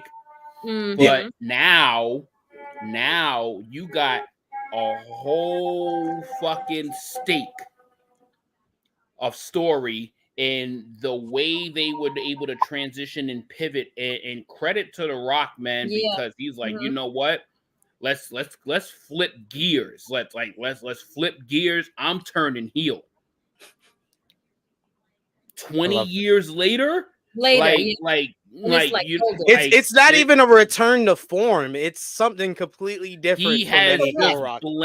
He's blended both. And this is at the end of the day, like, however long this run is, if hopefully it goes for another like year or two. Obviously there's gonna be breaks in between, of course, but if it goes for another year or two, this could questionably be like one of his absolute best runs. Yeah, like, just because of what it's delivered, like this everything. Like, they haven't had a bad week since this has started. Like, there's weeks that's better than others, but there hasn't been you've seen him on TV and like, yo, this shit was whack. You ain't say that shit one time. Not one time. Not one time. He comes in, he does what he got to do, and the beginning and ending. That's really what it's been doing. Yeah. He either starts the show or he ends the show, and that's fine. It always ends in a good way. Yeah, and that's fine if The Rock. Listen, if he's gonna take a few months away, well deserved. Yeah, well deserved, because his Hollywood Rock run, he spent so much more time away than actually present. This one, he has been at like 70% of the shows. Yeah, he had the 3 straight weeks on SmackDown, and then he did 2 straight weeks on Raw. That's 5 weeks. 5 weeks of TV. And more than likely, he's going to be on SmackDown Friday. Yeah. So he's going to be a part of like 6 or 7 shows in a 2-month span. Like, think about his fucking, like, that Hollywood rivalry with Hogan. He was only at like 2 shows. Everything else was on a screen. True, yeah, via satellite. Yeah, via satellite. Like, even the shit with John Cena. Like, a lot of via satellite. Like, a lot of shit he's doing on set. This shit, he is giving you your money's worth, whatever city you were in. Yeah. Yes, agreed. Motherfucker went to Utah, bro. just to talk about them being Mormons. Just to talk about them being Mormons. That's a fact. Hey, I forgot. He's had a great time. We cannot deny that The Rock has had a great time on every show. He's been on. And we've had a great time. I think even his promos on Twitter is like even like good, like pure like gold. Like, it's great. And them That- shits He aren't hasn't 2 missed a minutes beat either. Them shits is like 15, 20 minutes. Yeah. Yo! That's what I think that's what further expand this whole final boss character is when he was able to do that stuff on Twitter and really kind of like curse and have the freedom, and then he figured Yep. out something that worked, and he was Yeah. like, all right, this is what we're gonna go with. This is Gotta what we're doing give now. Gotta get a man his flowers. He is dialed the fuck in for this story. Turn that knock Dialed in. and up. Yeah. Yeah. This shit has been incredible. Yes, what a ride it's been. But to show some love to NXT, I will say Trick and Mello has been the best build Best of part of anything it. from WWE after The Rock. After The Rock and Drew McIntyre, the best thing about the WrestleMania build has been Trick and Mello. So show them some love. But Absolutely. some news coming out of NXT, some more. Like we said earlier, you had a lot of WWE talent in the crowd at yesterday's Josh Barnett's Bloodsport, including CM Punk. Fightful Select reports that it was Punk was in attendance, as well as Nia Jax, Piper Niven, Kaden Carter, Karrion Kross, Tegan Knox, all were in attendance to see Shayna Baszler compete, as well as Charlie Dempsey competed on the show as well, the current NXT Heritage Cup champion. We'll talk about him in a minute. Punk was seen taking a lot of photos with folks in the crowd, as well as Nick Khan was seen. The WWE current president was seen in the crowd, as well as talking to the Game Changer owner, Brent Lauderdale. As well, Fightful Select reported that former WWE Universal Champion Braun Strowman has been spotted in Philadelphia for WrestleMania 40 weekend. So maybe we get a Braun return. What do y'all think? Probably so. Maybe on tonight's show. Maybe the Not the Andre. Cage. Yeah, you're probably right. Yeah. Probably right. It's gonna be one of the. They gotta make him like put him somewhere. Yeah. In a nice little report that I thought was really good by Fightful, didn't get a lot of attention yesterday. Fightful had an update on what Mercedes Moné would have done if she had signed with WWE. They had an update on the plans for the Damage Control split. The split in Damage Control has been planned out for months, so far back as when Charlotte Flair was previously returned to the ring in late 2022. So a lot of people thought if Mercedes Moné had signed with WWE, she would be involved in the Damage Control storyline to help Bayley in her feud with them. But the Fightful reports that was never a part of the working plan. Members of the WWE creative team initially had an idea of Charlotte Flair being the one to aid Bayley in her fight against Damage Control. When it came time for the split and Bayley's face turn, however, Charlotte Flair suffered an ACL injury that put a stop to those plans. Another source within WWE said that if Mercedes Moné signed with the company, that might have changed the creative plans. However, the working plan wasn't to have Moné involved, and talks with Mercedes Moné never got far enough for advanced creative pitches.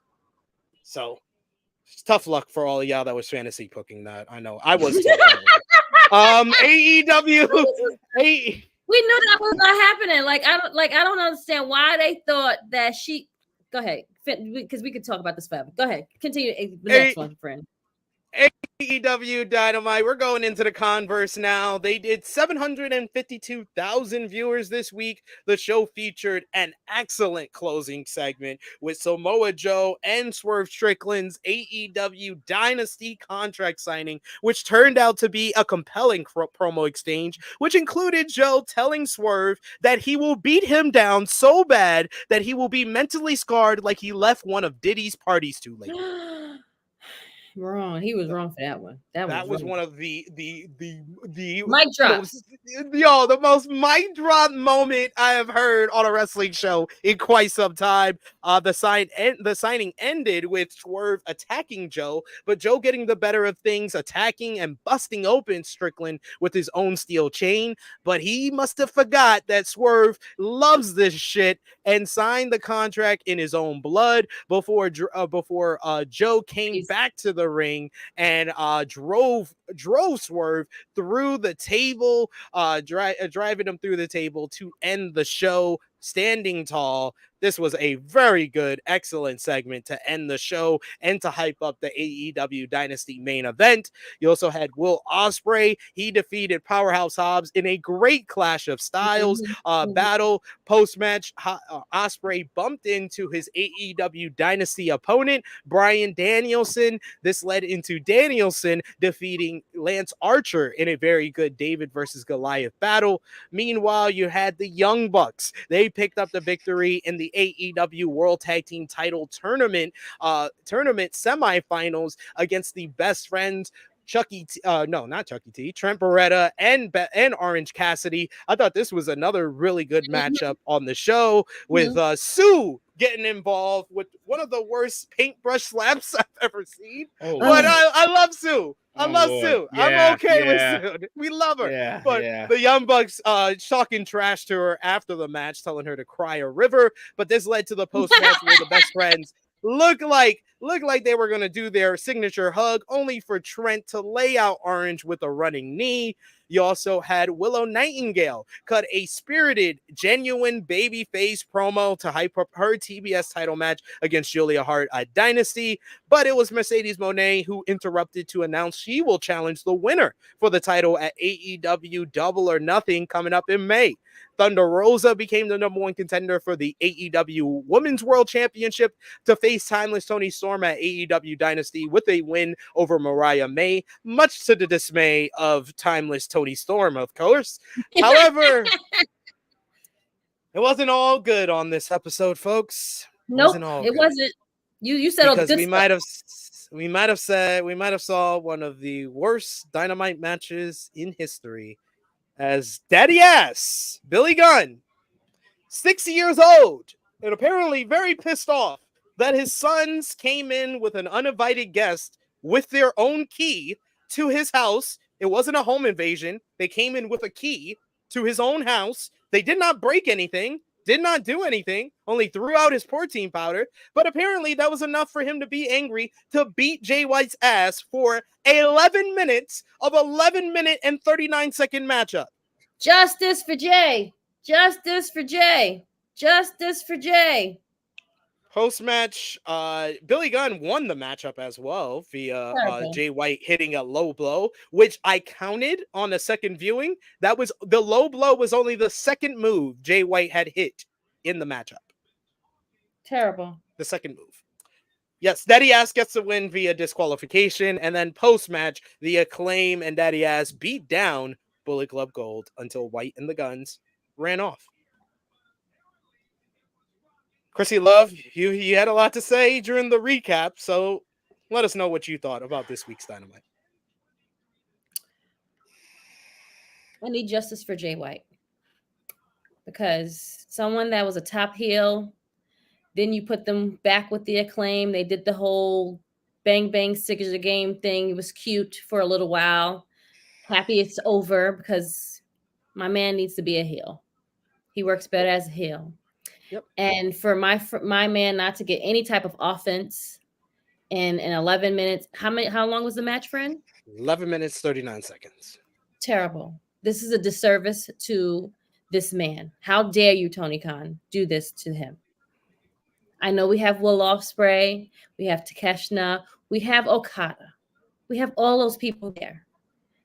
He is one of those out of those people that you brought from New Japan. He's one of those top people that should be treated top tier.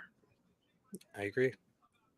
And the disservice, terrible. I'm talking calmly, because this is how, if I rant, this is a calm rant, but it's a rant that needs to be heard. And we need justice for him, because this is unacceptable. He has a trios belt, which is perfectly fine, but there's no reason why he has not had a different belt by now. Sorry. I'm not gonna worry about if he should have won a belt or not, but it's just no reason for that booking. No reason. Why does Billy Gunn need to win? He has the same contract that Jericho have? Because if he does, this is terrible. I'm very serious. Yeah, I agree. I mean, I wouldn't be surprised at this point. I mean, it felt like it was actively it like we literally put in the title for AE Ramble this week. Who did Jay White piss off? It felt like they were burying him because he's about to leave the company. Right. Like, I don't know. Like, it's really, really sad to me that if it comes to this, and if he leaves, it's shame on them for that. Yeah. Shame on them. You had something and you failed at it. You had one job, Tony Khan. One job. JJ, what did you think about Jay White and Daddy Ass and the overall show on Dynamite this week? Other than that, the end of the show was great. Swerve putting his blood, like, that was pure golden. Like, Samoa Joe buried, almost killed him in the promo exchange with the Puffy line. That was mic drop at that point of the whole freaking thing. Like, Willow, great. Mercedes comes out and she says she's going to challenge this person. Is she going to have a match yet? I mean, like, are we just waiting? That's what I want to know. I was like, y'all better figure out something fast if that's her debut. We're giving her the Jade treatment now. We're just going to hold her in the back and she's just going to show out and just come looking cute. Like, well, at least she's on TV every week, so it's not the Jade. I mean, she's on. That is true. She is on TV and she's talking. She's doing stuff. However, like, what's happening? SP, you are frozen like it's no other tomorrow. I see that. JJ, okay. What did you think about? As long as you're there, we're great. Okay, good. Okay. Yeah, unless it lasts for a minute, longer than a minute. I think that's the only time. JJ, okay. What did you think about Dynamite this week and the daddy ass Jay White? Have you ever? And I think we've done this a couple of times where you watch a show and the show isn't bad. Like, the show actually has some really good moments, like you guys have pointed out. Like, especially the end of the show was awesome. Awesome. Yeah. The end of the show was awesome. The I liked a lot the quirky Willow Nightingale promo. I really liked it because that was great. That's what I said. That was like a genuine baby face. Genuine good, yeah. Like I like that. Of course, you got Bryan Danielson coming out and doing his thing.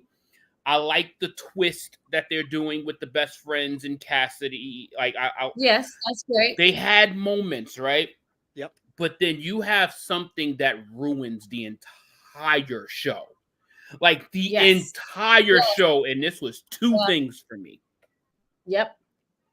Edge's promo to start, or Adam Copeland's, whatever you want to talk I did about. not even put that in the recap because whatever you that did not need to be done. Like, it really didn't. Why? Why did this happen? On TV? Why did just put him on TV? Why did this happen? And motherfucker just came off of his most intense rivalry, the one that he was looking forward to the most in his entire wrestling career, according to him. Doesn't even mention him once. He rah-rahs AEW as this felt as a WCW promo as you're gonna fucking get, as this is where the big boys play. This felt like this was so awful that I almost cringed at his passion. Like, because he actually said this and felt like he meant it. And this had no place in this should have just been this should have been an interview on Rampage in the middle of the show. That shit, I'm like, this shit better pick up a whole lot from here. Like a whole lot. And then it was doing okay. And then we get Jay White's introduction. Mind you, which is cool as fuck. And then he is interrupted for about 15 minutes, 20. It felt like 20 minutes of a beatdown from a 60-year-old man. Terrible. When this man held the IWGP World Heavyweight Champion, when he was the top guy in New Japan Pro Wrestling, when he was a top guy in AEW Collision.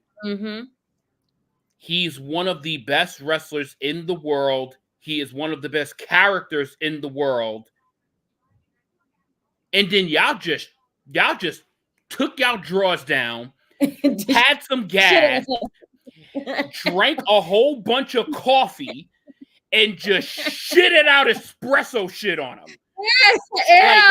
Like you just dumped all over him, and it was like, like this. Why is this on this show? Why is this on this show? Why are y'all doing this? Like, listen, if the man is gonna take an ass whooping, let him take an ass whooping. Like, everybody could take an ass whooping. But when you get your ass beat by a 60-year-old man in an 11-minute match, 11 minutes and 39 seconds, according to SP3, that said that like 9 times on Ramble. 11 minutes and 39 seconds. And you could count on one hand how many times he actually hit the man. Sad. You're watching it like, is this guy just coming up? Is this guy like some type of jobber that they're trying to build up this 60-year-old man? I don't know if you saw the part on Ramble where I said I legitimately had people that didn't see Jay White in New Japan and just heard me talking about him, and like it was like, that's the guy you was talking about? Yeah, right. Like, because there's a lot of people that turns in and watches TV sporadically, and you haven't seen TV in 3-4 months. You haven't seen TV in 6 weeks. This might be your first time watching AEW Dynamite.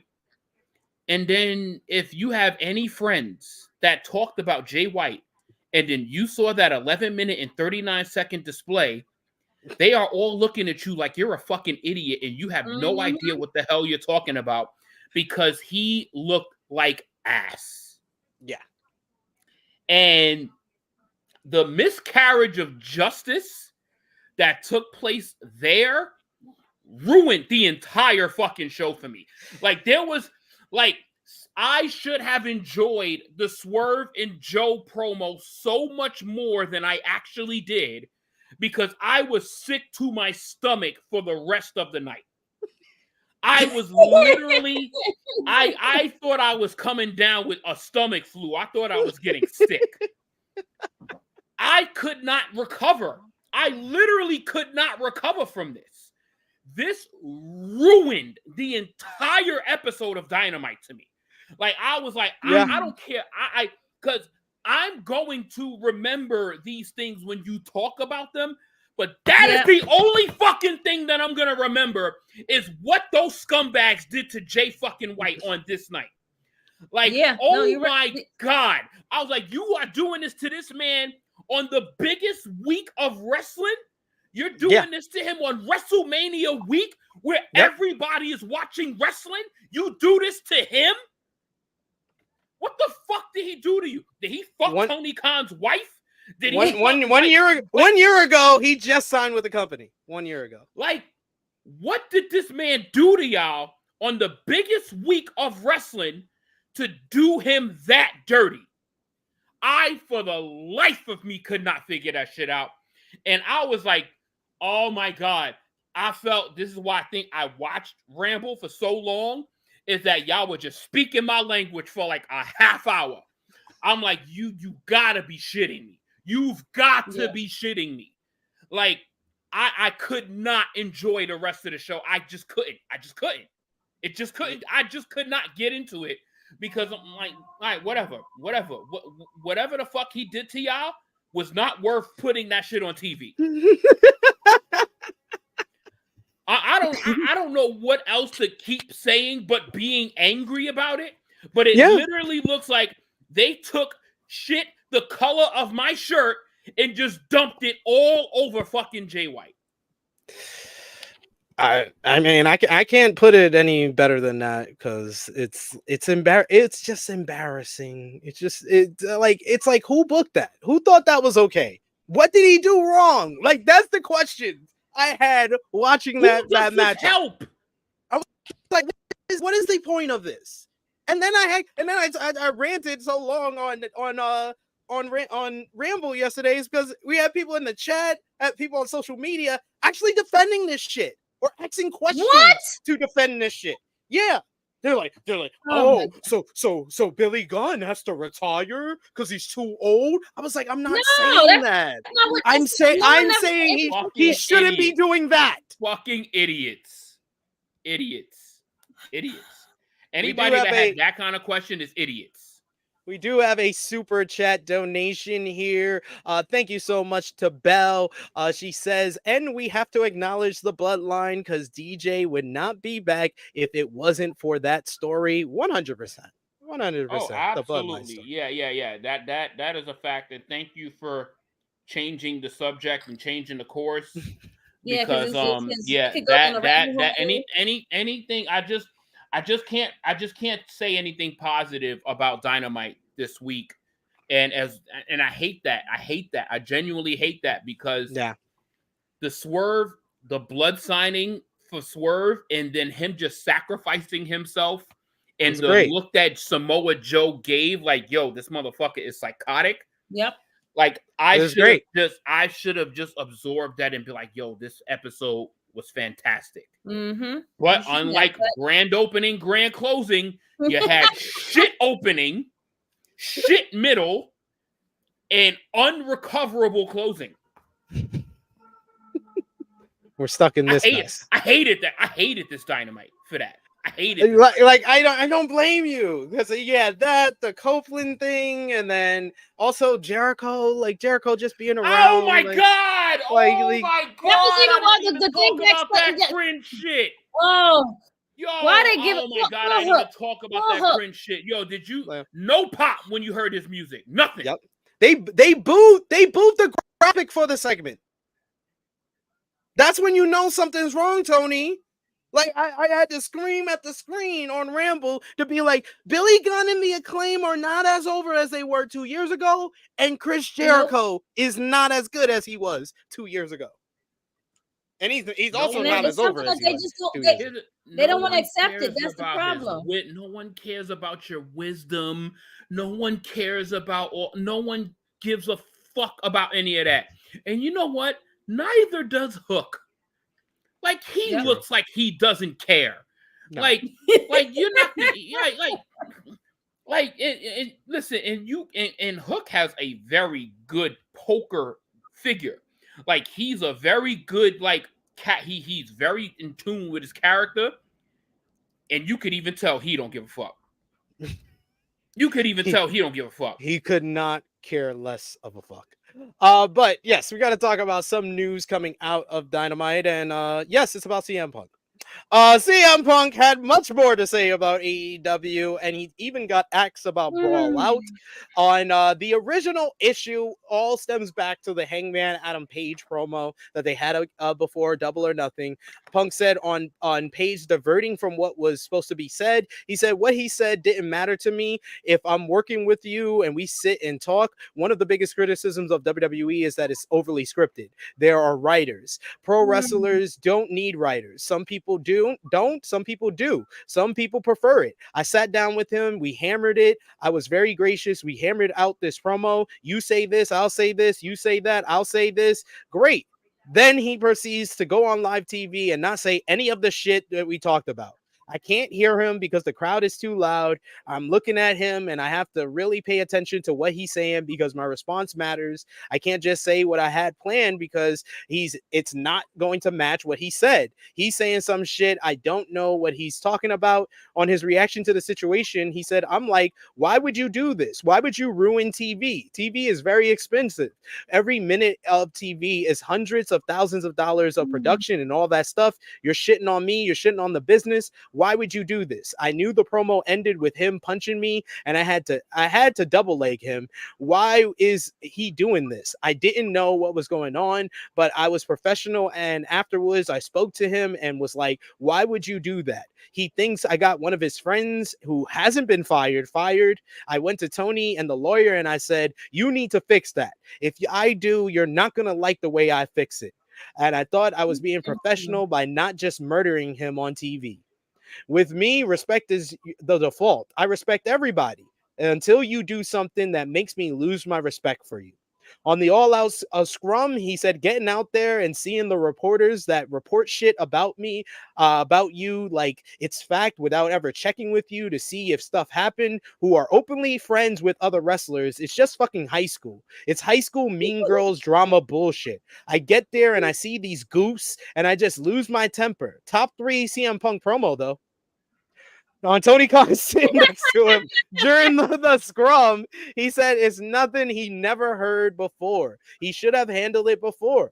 On what he did after the scrum, he said, I went home, got surgery, got my arm fixed. On not being able to talk about what went down backstage after the scrum, he said, I don't think I can. I didn't have to sign an NDA for anything I did wrong. It means I have nothing to hide. There's an NDA in place for that one. I wish I never did the scrum. Scrums are stupid anyway. Those things are really cringe. On the whole incident growing in reputation since then, he said, I don't know why does anyone want to talk about it. It's grown into this ridiculous thing. Believe who you want. On if he thought he was close to being released after it, nobody in the company spoke to me for 6 months, he said. Paid for my surgery, booked my surgery. Thankfully, Doc Sansom, who I knew from WWE, have a good rapport with, he helped me with that, but I was on my own with all that stuff. On his deal at the time, returning to the TV, he said, yeah, maybe I'm a stupid mark and I should have been like, my harm is not healed. I don't think my deal was almost done. I think I had a year left. On if he ever thought things would work out, he said, no, I knew this is never going to work. It's not the way you facilitate things. I'll always go back to so many stories in wrestling with people flying off the handles, socking each other, and then going on to make money. How many times does it happen on the basketball court? It happened a couple of years ago in the NHL practice game. The St. Louis Blues started beating the shit out of each other. To me, that's life and where I came from. But someone in WWE doesn't agree with CM Punk. During an interview with Ariel Helwani on Wednesday, Cody Rhodes said he had disagreed with CM Punk's assessment of AEW. Cody says that's his assessment. It's not my assessment. It's important for me to remind people that I'm so proud of what me, Matt, Nick, Kenny, Tony, Bernie, Brandy, Dana, and Chris. I name all these people because I was in those meetings. As much as the internet will try to spin a narrative one way, if one of those people had not been at the startup level, the company would have never happened. I am so proud of what was created, and I'm so extremely proud of what is done for the industry overall, for wrestlers and their well-being and the ability to feed their families. I have an unbelievable love for so many people in that locker room, including the Bucks and Kenny. We're bonded forever over this thing that we did. It's not my assessment. In my time there, the infrastructure was just being built and we were trying to new things and doing new things. It was a startup company, a big time startup company, but a startup company. I wish them nothing but the best. On not foreseeing the futures between Punk and the Elite, he said, I don't think I foresaw any of those issues. I did kind of predict it was unrelated to those guys, but I do remember predicting that there were going to be certain guys who had been there who wanted to wave the banner, hey, you've not been here, and then brand new guys, you always need fresh blood, like CM Punk coming back to WWE is a great call. I think those always would mesh. On what happens in AEW being the result of misunderstandings, he said, I just think what happened is a ton of misunderstanding, a ton of miscommunication. You will see on the indies wrestlers that aren't properly trained. I'm not talking about bully etiquette, but I do need to have a little old school in you to know the collaborationness of what we do. I think that we were ships in the night. I love Matt, Nick, Kenny, and I love Punk. I don't know how, but I do. I'm happy for everyone involved. I think that it was ships in the night thing. I wasn't there, though. What do you guys think? What do y'all think about politician Cody here? Oh, you think that was a politician answer from him? He didn't really. Nah. He was being real. He was being real. He 100%. He's 100% proud of what he did with AEW. Yeah, I believe that. Thank you. That was gonna be my stance on it. I was like, that's how you answer questions. That's how you give your true, honest opinions on everything. So, like, yeah, thank you, Cody. I appreciate that. Appreciate someone being an adult in the room, right? Correct. JJ, what do you think? All I just want to add to that is at some point in his life, CM Punk just needs to just go to Cody Rhodes, offer him a bag, and just offer to be his public speaker.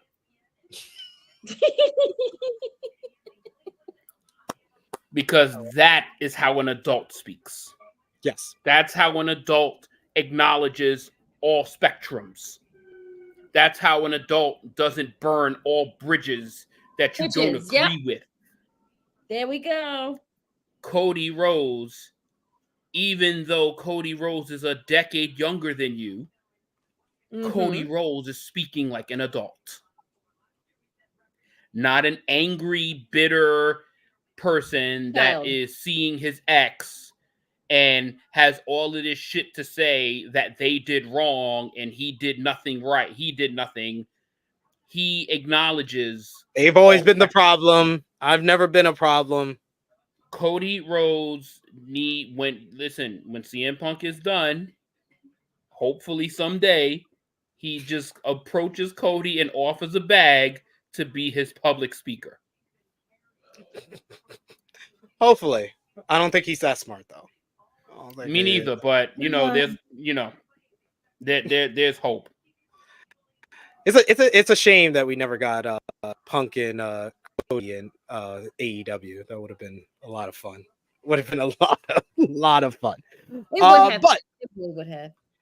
More AEW news, because right following this interview with Ariel Helwani with CM Punk, AEW were in the news again for not a very good reason. They released their first bulk of talent cuts, including Stu Grayson of the Dark Order, Dasha Fuentes, as well, and more. PW Insider reports that the Tate twins, Dalton Castle's boys, Anthony Henry, Grayson, and Stu Grayson and Corrette were all released today this was on April 1st. Excuse me. I'm sorry.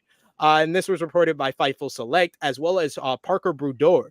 PW Insider notes that according to several sources, AEW is currently evaluating their roster and making cuts that will benefit both the company and the talents. It is believed that the released talents will be completely free agents immediately after their contracts. And AEW has made a number of other releases, including Jose the Assistant, who was a member of the LFI stable, Slim J, who was an ROH star, as well as Gravity, the brother of Bandito, Jarrell Joel, who was also a part of the Matt Hardy family office. A new report had other details saying that there was speculations online that this was an indication of AEW financial troubles, but PW Insider reports this was not being done due to financial cuts. Instead, the report says that they were reorganization of how the company is using its roster and did not want to keep talent from pursuing other opportunities. The report notes that the door is open for any of the released talents to be possibly used later, and it is also noted that the Tate twins are now fully free agents. During the ROH Ring of Honor Supercard of Honor conference call, Tony Khan confirmed that the Tate twins were released because they had no shows for Ring of Honor and AEW. Meanwhile, he said he reversed course with Anthony Henry. He says, as an example, one of the things that has come up is Anthony Henry. He is somebody who's done great work in ROH, and I really like Anthony and his team, the Workhorsemen. Anthony got injured on an independent show, and I do think when our wrestlers, there's a double-edged sword here. When we book independent shows, injuries can happen, and there's a risk to that, and they can affect the wrestler's career. And frankly, here in AEW, it changes our plans, or in ROH, it can change our plans when the talent get injured here, and by the same token, it changes our plans when people get injured on the outside. Anytime anybody gets injured here, I feel responsible, and when it happens on the independents, it's a challenging gray area. I've had a little bit of time to reflect and think about it, and Anthony's going to be heading up soon, and I've thought about it, and Anthony's going to be coming back to AEW and ROH when he's cleared. So great move by Tony Khan, reversing course on that one. But what do you think, JJ, about what? He said reversing course. Yeah, he reversed course. He released somebody and was like, oh, on second thought, you're hurt. It would look bad. Let me sign you back. What do you think about so I'm laughing because you the backpedaling bullshit. That's all. What do you think about Tony Khan and AEW doing talent releases? I think it's a part of business that you just got to do. I think it's truthfully it's their roster is their roster is massive. It's massive. So there's going to be people that's going to be unused. They're spending a whole lot of money now. Like the amount of money they've spent on Mercedes, on Okada, on Osprey. Look, they got to get some investment back. Like this is and they're not selling out 15,000 seat arenas 4 or 5 times a week. So you know they're paying all of this talent, and unfortunately the business side of it, you got to look at the contracts almost as if they're looking at it as dead weight. So they're kind of getting rid of. Listen, we've had a fucking whole page of talent that the WWE had dropped, even a lot of names that was not agreed with because of the signings that they were making. They need to get some of that money back. Yeah. So some of these, and obviously, basically out of all of the talent, I think it was like one name that was kind of like, oh, wow, ooh, that was kind of rough. But everybody else seemed to, you know, like, yeah, if they come back at some point, then great. But I don't think it's going to be like this damning thing that happens to them. The releases are going to happen, unfortunately. They're going to happen. This is a cutthroat business. They only got, 4 hours, 5 hours of TV time a week. That's literally all they do. They don't really do house shows. So it makes sense to try to cut back what you're not using. So that's essentially what this is. They're just trying to cut back what they're not using. And, you know, unfortunately, it sucks for them. You never like to see anybody lose their jobs, their way to feed their families or anything like that. I'm pretty sure these people will find other work, get back on the indies, and find a way to get back on their feet. Or, you know, if they have a backup plan, they have their backup plan. But unfortunately, in this world of professional wrestling, know that this is a possibility. Yeah. Yep. It's tough. I think that none of the people was really that glaring for me. Like Dasha was the one where I was like, man, she did good work and she's been with the company since day one. I would have liked to see her stay on, but everybody else, like the only other person that I was like, oh, well, that's strange is the boys because they were involved in the storyline. But if you're not showing up at shows, then I can't feel bad for you. You shouldn't be. You have, I can't feel bad for you. Yep. We got another super chat donation here from Will Chisholm. Krssi, can you read it for me? Because I think I'm frozen. Okay, sure. No problem. Sorry. Where's the super chat? Okay, just go to Stard. Stard has all the super chats there on the side. Yep. He's the $10. There we go. It came up when I unfroze. Yeah, there it you came go. Up. Right when he came up. Yep. It says, I think we need to come to terms that Tony Khan don't look at Jay White the way we do. It's been too many times he tried to fool us with his booking in the C2, but it wasn't real. I mean, that was what Jimmy was trying to get me to accept. Accept? Yeah. Why? But, okay, I guess so. Maybe. But there's no accepting who it was done by. Correct. Like if I put it like I'm gonna say it like this, right? If unfortunately the company views a guy like Wardlow like on this master level, like they view him really high. Like if somebody like Wardlow did that to him, you kind of understand what they're trying to do to the other guy, to Wardlow. Yeah. In what way does this do anything for Daddy Ass? Like who is this benefiting? That whole 12 minutes benefited not a soul. Because apparently Acclaim came out. I forgot that them motherfuckers even came out. Like, that they don't even matter. Like, this benefited no one. No one. And obviously, yes, they do value Wardlow very high. He was just in a world championship match. Yes, even though he lost, they do value him very much.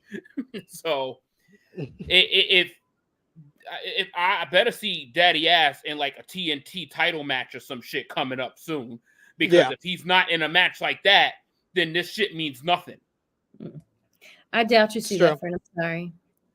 We're not. That's the point. Just letting you know exactly. Exactly. That's the whole point.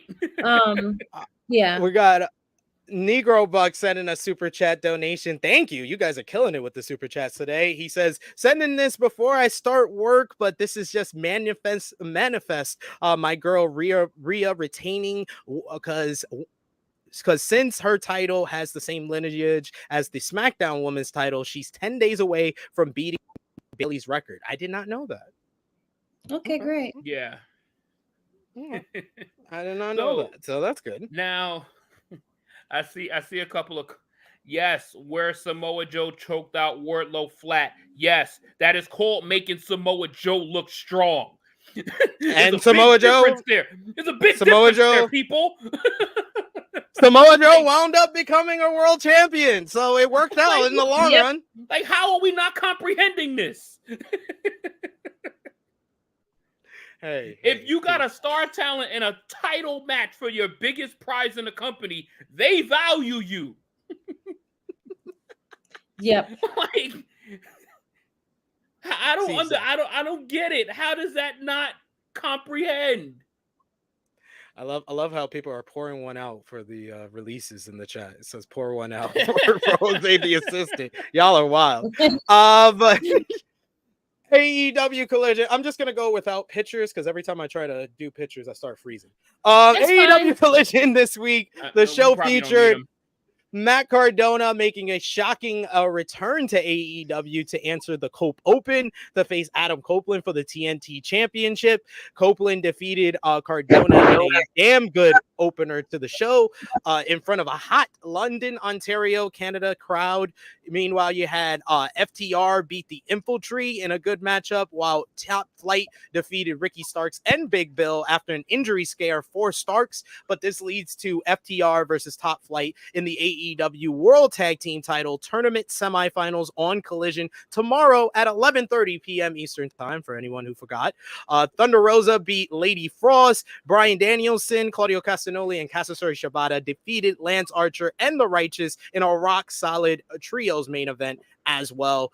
And in AEW news, Dax Arwood, he cut a promo after the Dynamite and Collision taping on Wednesday, and for the live fans, telling them not to let anyone take their joy away. This was the second promo of the night, following Adam Copeland's negative BS promo on Dynamite that addressed such a thing. He said, with it being someone's dream, with it being all of our dreams, there's always going to be, you're probably know this in your everyday life, there's going to be somebody who tries to strip it down, strip it from you, take it away from you, take your joy. Don't let them do it. Don't let them.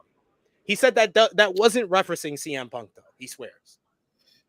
Sure. Wasn't wrestling. Okay, great. Wasn't referencing Punk at all. Not at all. Yeah, sure. Yeah. Finish up with the Converse here. ROH TV, the show featured the Infantry and Undisputed Kingdom going to a 10-minute time limit draw in their ROH World Tag Team Title Proving Ground match. As a result, the Infantry will challenge Undisputed Kingdom for the titles at Supercard of Honor tonight. Speaking of tonight's pay-per-view, we got an excellent sit-down interview with Eddie Kingston and Mark Briscoe ahead of their ROH World Title matchup. And meanwhile, the women's division was featured with Athena and Hikaru Shida, as well as Billy Starks and Queen Namanata doing a contract signing, with Shida putting Athena through a table ahead of tonight's show.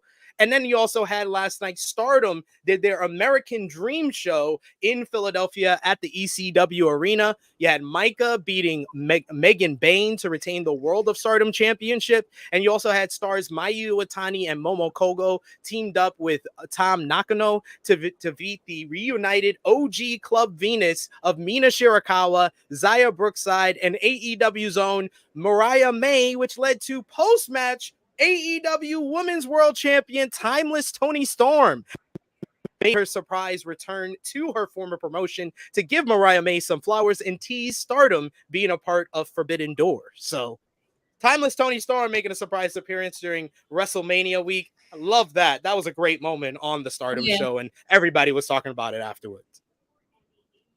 But the main talk on Stardom had to do with someone showing up at WWE The World. PW Insider reports that former Stardom wrestler Giulia was seen in attendance at WWE The World in Philadelphia yesterday. She reportedly was seen walking the floor at the show. As noted, Giulia is currently a free agent. She's set to wrestle for Pro Wrestling Noah next month. WWE reportedly had interest in her dating back to last November. Additionally, it was reported that she was going to visit the WWE Performance Center around that time, but WWE was also bringing in Simon Inoki for the visit to assist her. However, that plans fell through. Giulia finished up with Stardom last month. So do you think we see Giulia in the crowd with you, Krssi, at Stand and Deliver?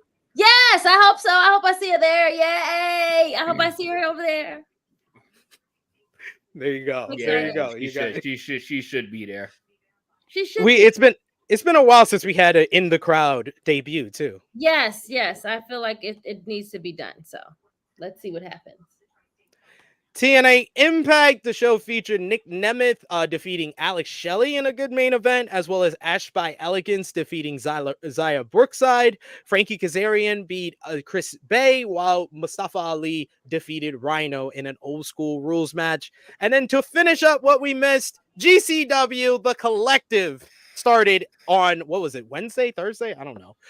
Josh Barnett's Bloodsport 10, the show featured WWE's Shayna Baszler defeating Masha Slamovich in an electric, physically intense battle. My lord, the finish to that matchup can only be described as Shayna Baszler stomping Masha's head like it's a cockroach that wouldn't die. Yes, the back of her head. She had her in an ankle lock, and then Masha started back kicking her, so she just kicked her in the back of the head like a cockroach. WWE NXT's Charlie Dempsey defeated Matt Makowski in a technical wrestling clinic. Abe beat Nomoro in a bloody brawl. Nick Nemeth beat Mike Bailey in a surprisingly quick matchup. Josh Barnett defeated Johnny TV in the main event. DDT Goes Philadelphia was last night as well, with the show featuring Yuka Uno defeating Speedball Mike Bailey in a fantastic main event. Konosuke Takeshita beat his former partner Kasamata in a very good gritty brawl. Mao defeated Billy Starks in a fun blunder brawl to retain the DDT Universal Championship after a rock, paper, scissors battle following a double pin because it's DDT. And of course, the GOAT, blow-up doll, Yoshihiko, defeated Hirata in a banger, as always, from the GOAT. And JCW versus the World was the last show of last night. That show featured Shuri versus Masha Slamovich. They went to a 30-minute time limit draw, which was, I think, Masha's third match of the day. And Masha retained the JCW championship as a result of the time limit draw. And that is all we missed this week. What a week in wrestling. We're skipping matches of the week this week because we'll have plenty to give.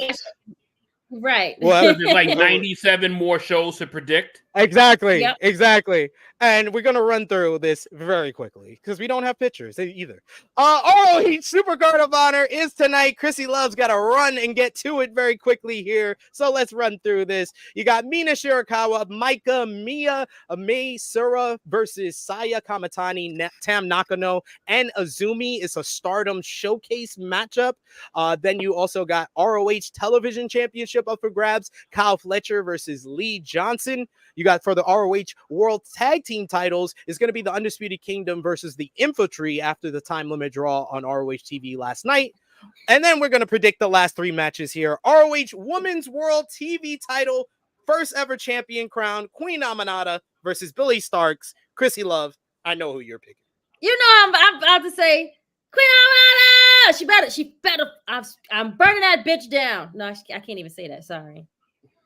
Someone might be watching. JJ, Queen Aminata or the number one minion. The number one minion, Billy Starks. Come on, man. You know I got to rock with Krssi here and go with Queen Aminata. I got to go with Krssi here. I got to show black girl magic. I know, Dad, beat a buzzkill. Beat a buzzkill. You know these shows never go well until I say. Beat a buzzkill. I'm going with Billy Starks. Hell yeah, beat a buzzkill. Beat a buzzkill. Beat a buzzkill. Let's go. ROH Can't Women's show World Krssi no love Championship. on the basic shit. Crazy. ROH Women's World Championship up for grabs. It was going to be Athena defending against the greatest AEW Women's World Champion of all time, 3-time champion, Hikaru Shida. Who you got? Athena, Shida. Krssi. This is hard because I feel like Shida might win, but I want Athena to win. I'm going with Shida. I'm going to go with Athena. JJ? Yeah, I'm going to go with Athena on this one. And then finally, ROH World Championship up for grabs. Eddie Kingston defends against Mark Briscoe. 11 years to the day that Jay Briscoe won the Ring of Honor World Championship inside the Hammerstein Ballroom, defeating Kevin Steen. I was there live. Krssi will be there live tonight. Are you going to see another Briscoe crown? Yes. Wow, she went against picking Uncle Eddie. Wow, I didn't think I would see the day. JJ, who you got? This is kind of I think Eddie's got to get a big win this weekend. I'm gonna go with Eddie. I'm going to go with Mark Briscoe. I think you have to crown Mark Briscoe after last year. He came up short against Joe for the TV title during WrestleMania weekend. We got to have him bro. finish the story. We watching the downfall of Eddie Kingston and his Triple Crown. Losing one title at a time. He already lost one title at a time. He's going to lose the NJPW title probably next month. Don't worry, Eddie. Joey Janela Spring Break will be going on. It will be going on at the same time as ROH Supercard of Honor. Just to run down the matches, but we'll predict the main matches on the card. You got a tag team matchup of Danhausen and Ram Kashio versus Maki Deathkill, Maki Ito, and Nick Gage. You also have Matt Cardona with his whole deathmatch gang of Jimmy Lloyd and Steph DeLander. Will be going against Blue Pain, aka Blue Cane. If you've been seeing the viral videos, you know who Blue Cane is. Amazing Red will go one-on-one with Gringo Loco. They got a mystery grab the brass ring ladder match. We'll have multiple contenders in that. We have a Dragon Gate 6-man tag, as it's going to be Dragon Gate Classic, Dragon Kid, Krssi, and Yamata versus Rewa New Generation, Benkei, Kota Minoru, and Shun Skywalker. 6-man tag team matchup, the Rock and Roll Express, Ricky Morton and Robert Gibson will team up with Ricky's son, Kerry Morton, to verse the East-West Express, Jordan Oliver, and Nick Wayne with a beard. That man looked like a grown-ass man. He came out for the show with a full beard. I was like, yo, Christian gave you the aftershave? Oh, shit. That's what I'm saying. Like, when did that happen? Yeah, no, I'm sorry. I saw that was muted.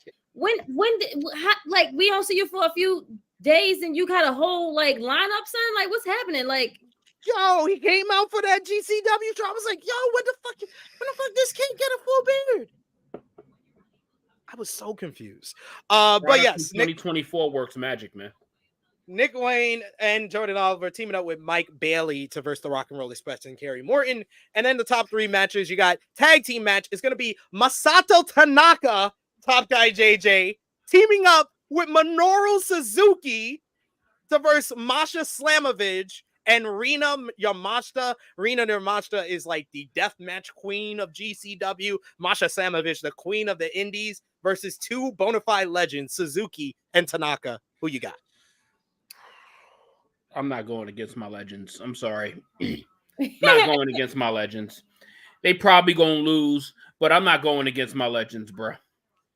That is fair. I'm gonna go with Masha and Rina. I'm pretty. They probably will lose, but I'm going to say Masha and Lena. Sorry. I'm going with Masha and Rina Yamashita, man. Rina Yamashita. More people need to know about that woman. That woman is insane. I love her every minute. I Quit matchup. This one is personal. You have Mance Warner going one-on-one with Effie. Mance Warner turned heel late last year, turning against Effie, bloodying him and taking him out. These 2 guys have gone back and forth. Former friends turned bitter enemies. I Quit match. Krssi, who you got, Effie or Mance Warner? Effie.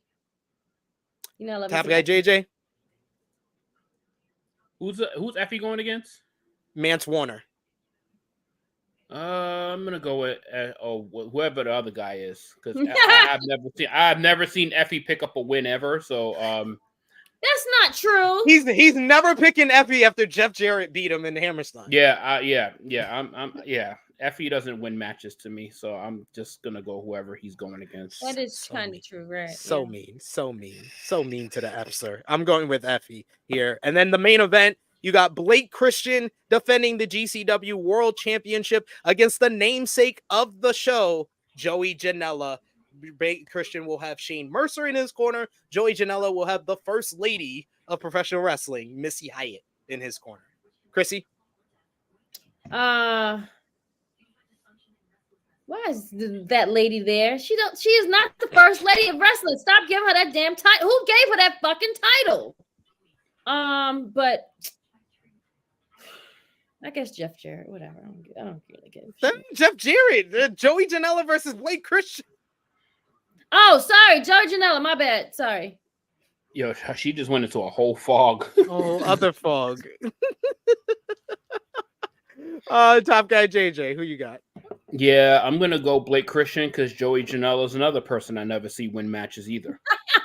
That's not true either. That's not true. I'm actually gonna go. I'm gonna go with Joey Janela for here. I think he's gonna be the new champion. New champion on his show. Okay, so he just cut out. I have no idea what the rest of the Supercard of Honor card is. Me neither do I, friend. I guess this is a required break that we got from the. So who else is on this card, Krssi? You're going to the show. I don't know what's on the card. I just know that I'm attending. So you're just going there for a good time. Just going there for a good time. I'm a chaperone. I'm going where supposed to be chaperoning the children. Okay, friend. That's my job tonight. I don't have any sleep. Kids. Going to sleep. Yeah, but I'll sleep on the bus ride. So you know what? So can I just know what y'all guys are looking for in the chat? Like, what match are we looking forward to the most on Mania weekend? Ooh, okay. Between Stand and Deliver, night 1 and night 2, you know, the shit that probably everybody is actually familiar with. Before SP goes off about like the 6 other shows that most of us don't know about. Mm-hmm. Oh, there he is. Are you back, friend? Via satellite. And he's sorry about that. Hey, I love that. Via satellite. I love that. That's amazing. Yeah, Trick versus Mello. Yeah, I'm definitely looking forward to that one. Trick and Mello. Sorry about that. I had technical difficulties, and I realized that I was like, all right, it's been frozen for way too long, and I don't see Krssi and JJ moving either, so something must be wrong. Oh, wow. Oh yeah, we were definitely moving. Oh yeah, we were definitely moving. We were talking, and sorry. Yeah, we was actually asking the chat what matches everybody's looking forward to. You know. Sorry about that, but yes. Come on, bro. Oh, no. His technical difficulty. Even his phone. It's the earthquake. You see, I tell you, the earthquake fucked up his Wi-Fi. Yep. The earthquake fucked up his Wi-Fi. I was frozen on the phone? Yeah. Oh, it's because I went to another tab. I'm sorry. All right, so I'll try to remember everything off the top of my head. So yeah, Sakura Genesis, the top. Don't worry about it. The top matches, we'll just predict those. You got Yo versus Show for the IWGP Junior Heavyweight Championship. Who you got? Yo. So Show's in House of Torture. Yo's not. So I'm picking Yo. I said Yo. There you go. Yeah. You got Evil defending the Never Openweight Championship against Shingo. Against Shingo Takagi. Who you got? Shingo. Fuck you, Krssi.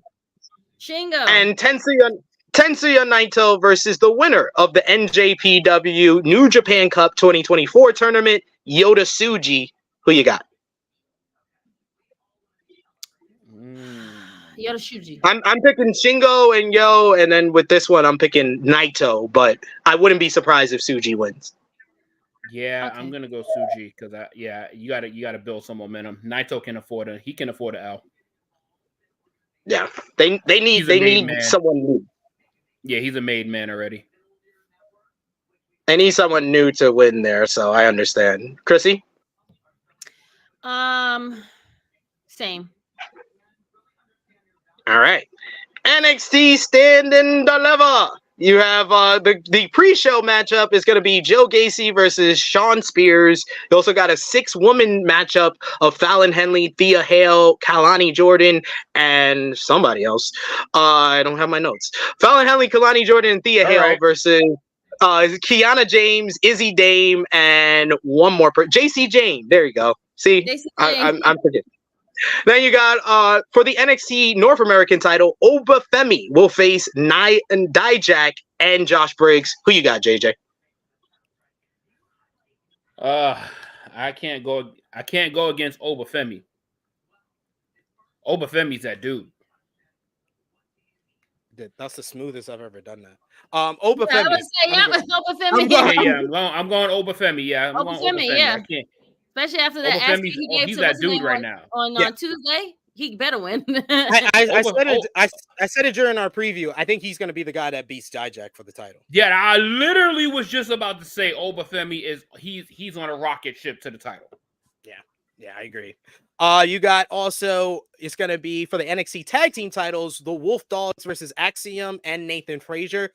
I'm going to go with Axiom and Nathan Frazier here. Krssi? Yeah, but I say because you got to break up Braun because Braun has finally got to go to SmackDown. So yeah. Yeah, he got to hurry up and go to SmackDown already, bro, before Jay takes all your spotlight. Facts. And then you got NXT Women's Championship, Lyra Valkyria versus Roxanne Perez. I'm going with Roxanne because I think she's been really good as a heel. She's surprisingly good. Yeah, I gotta go Roxanne because literally she's in the infant stage of her heeldom. Like she's only gonna get better. Facts. And then NXT Championship, Ilya Dragunov versus Tony D'Angelo. I'm going with Dragunov. Clearly, we just set up the stage for who's taking Dragunov's belt. So clearly, he ain't losing it to Tony. I mean, sorry, D'Angelo, but you're gonna take this L. You'll be all right. Oh. Indeed. And then finally, Trick versus Mello. I'm surprised this is not non-sanctioned or no DQ or something. Yeah, something. It should be something about this match. There's some type of stipulation, but hey. I'm going with Trick. You going Mello? I'm going Mello. JJ, break the tie. I'm going to go Trick because I think Mello is going to the main roster. True. And then finally, WrestleMania 40, night 1 will be opened by Becky Lynch versus Rhea Ripley, WWE Women's World Championship. Krssi.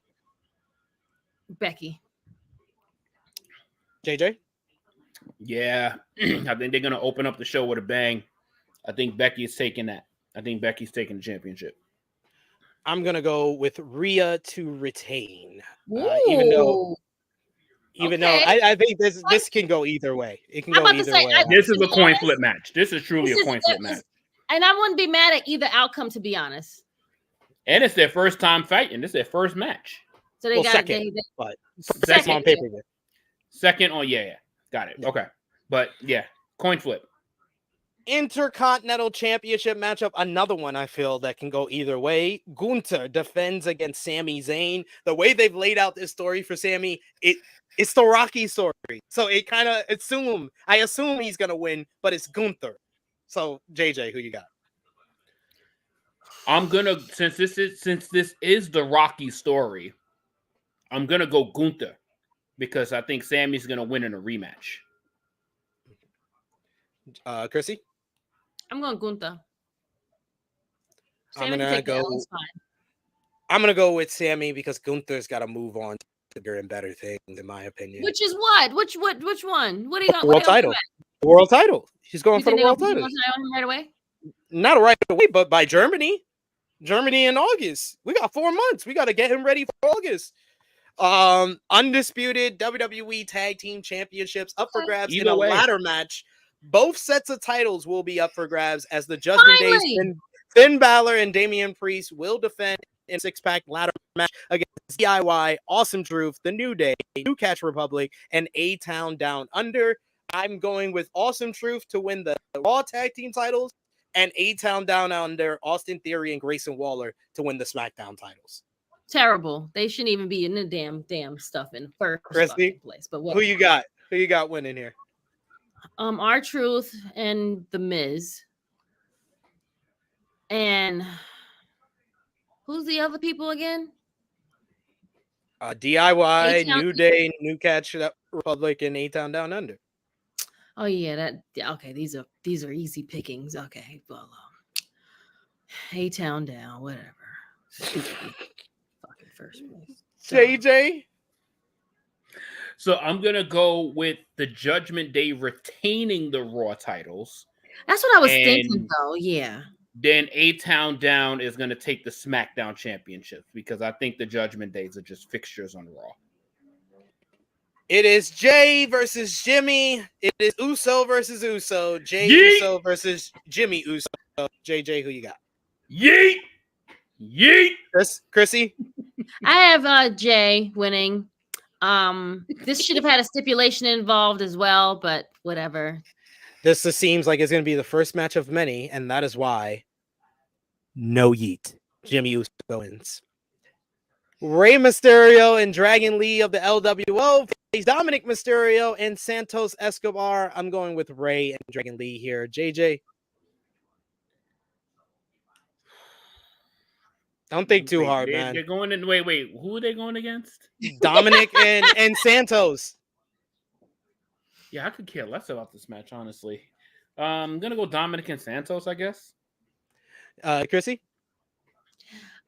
I think the Hill should win, which is Dominic and Santos, especially it's Dominic's birthday today. So yes.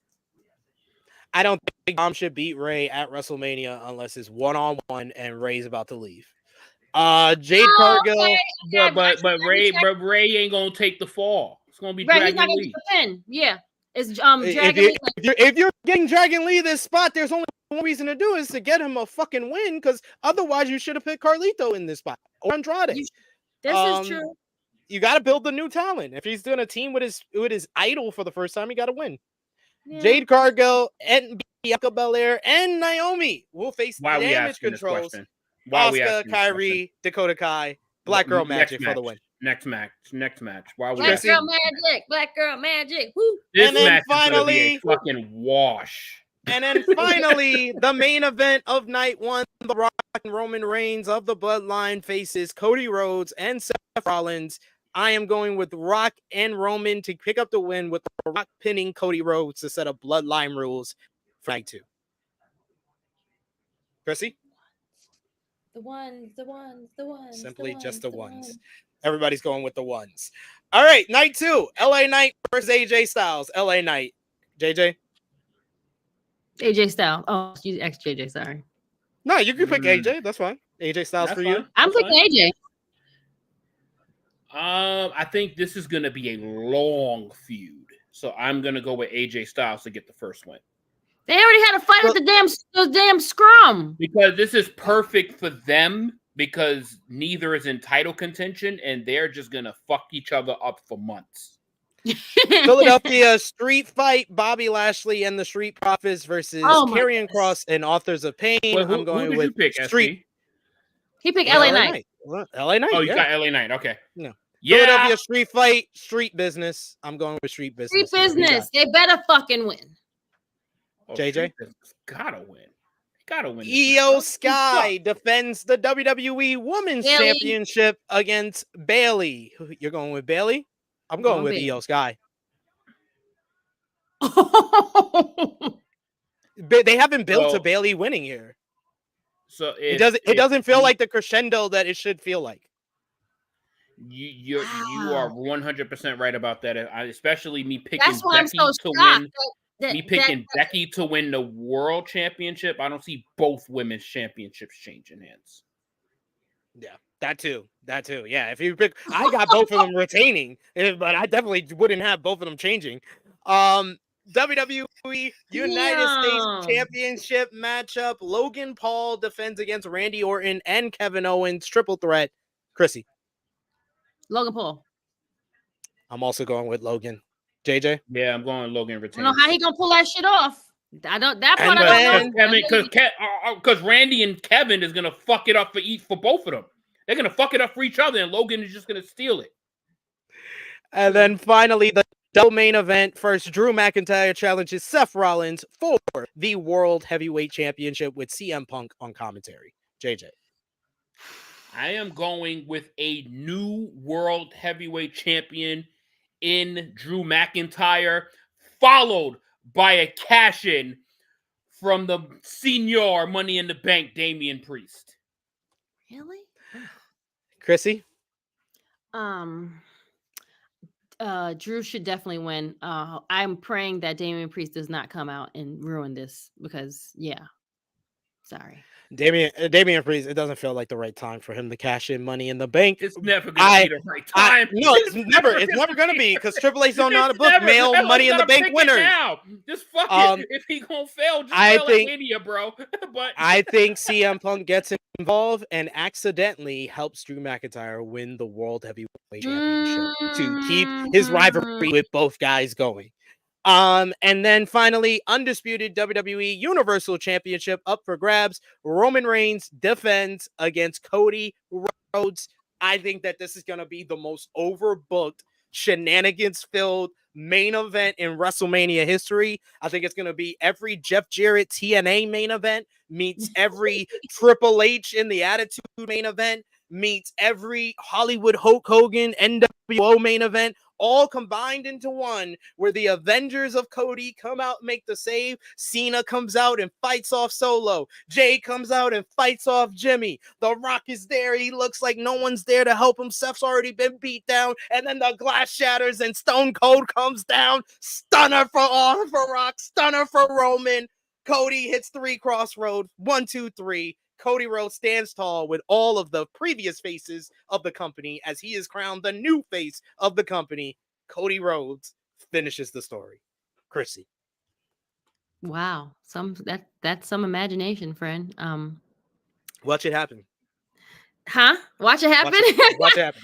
If I'm gonna be texting you when it happens too. I'm just like, oh, I can't fucking believe it. SP was right. Sure. I am going Roman.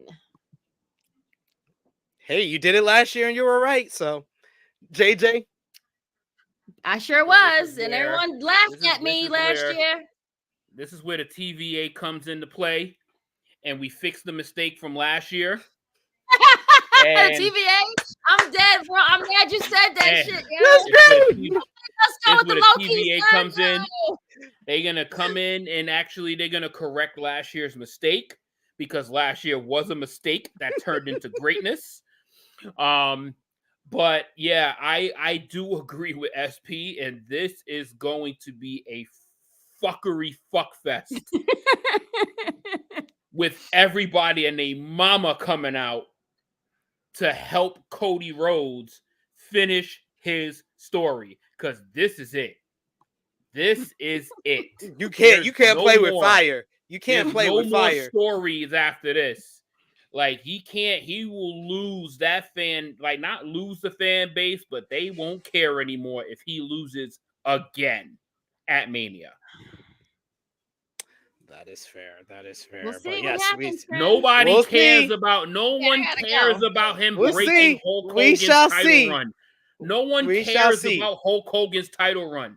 No one cares about that. We're going to see Sunday night. Miss Krssi Love, let everybody know where they can follow you on social media and tell them to say hi to you at WrestleMania. Yes, guys. I will be at WrestleMania. That's why I have to get ready to go. My bus is leaving at 3:00, so I got to go. But yes, you can find me on Know Your Role every Friday. Well, you're not doing Know Your Role tonight, but Know Your Role for the SmackDown review on bodyslam.net with Stephanie Hypes. Tru Heel Heat every Saturday, 11:05 a.m. Saturday mornings for Tru Heel Heat, our flagship show. Serving Face and Hills is every once a month on Sundays if we are available. Sorry, guys. Yeah. You know how life goes. Other than that, you find me on some roundtables and some shows. I am one of these chaperones for the wrestling club, which I will be there. So if you see me, shout me out, say hello. You'll see us. We'll have on all matching uniforms like we're in the Olympics. So yeah, see us there. And Top Guy JJ, friend. Sorry, I didn't know you were doing that. JJ, let everybody know where they can follow. All right. listen on Instagram. You can find me at TrueHeel_Top Guy JJ. I'm glad we got to make it here with the OG trio for WrestleMania week. Hope we got you guys somewhat ready for this weekend, because this weekend is going to be crazy. And hopefully sometime later in the month, because I think later in the month is a good time to kind of like recap on all of this shit. And after everything simmers down and you kind of get to digest it, even though obviously reviews and all that shit is probably going to happen like the next morning and shit. I like to digest and process shit.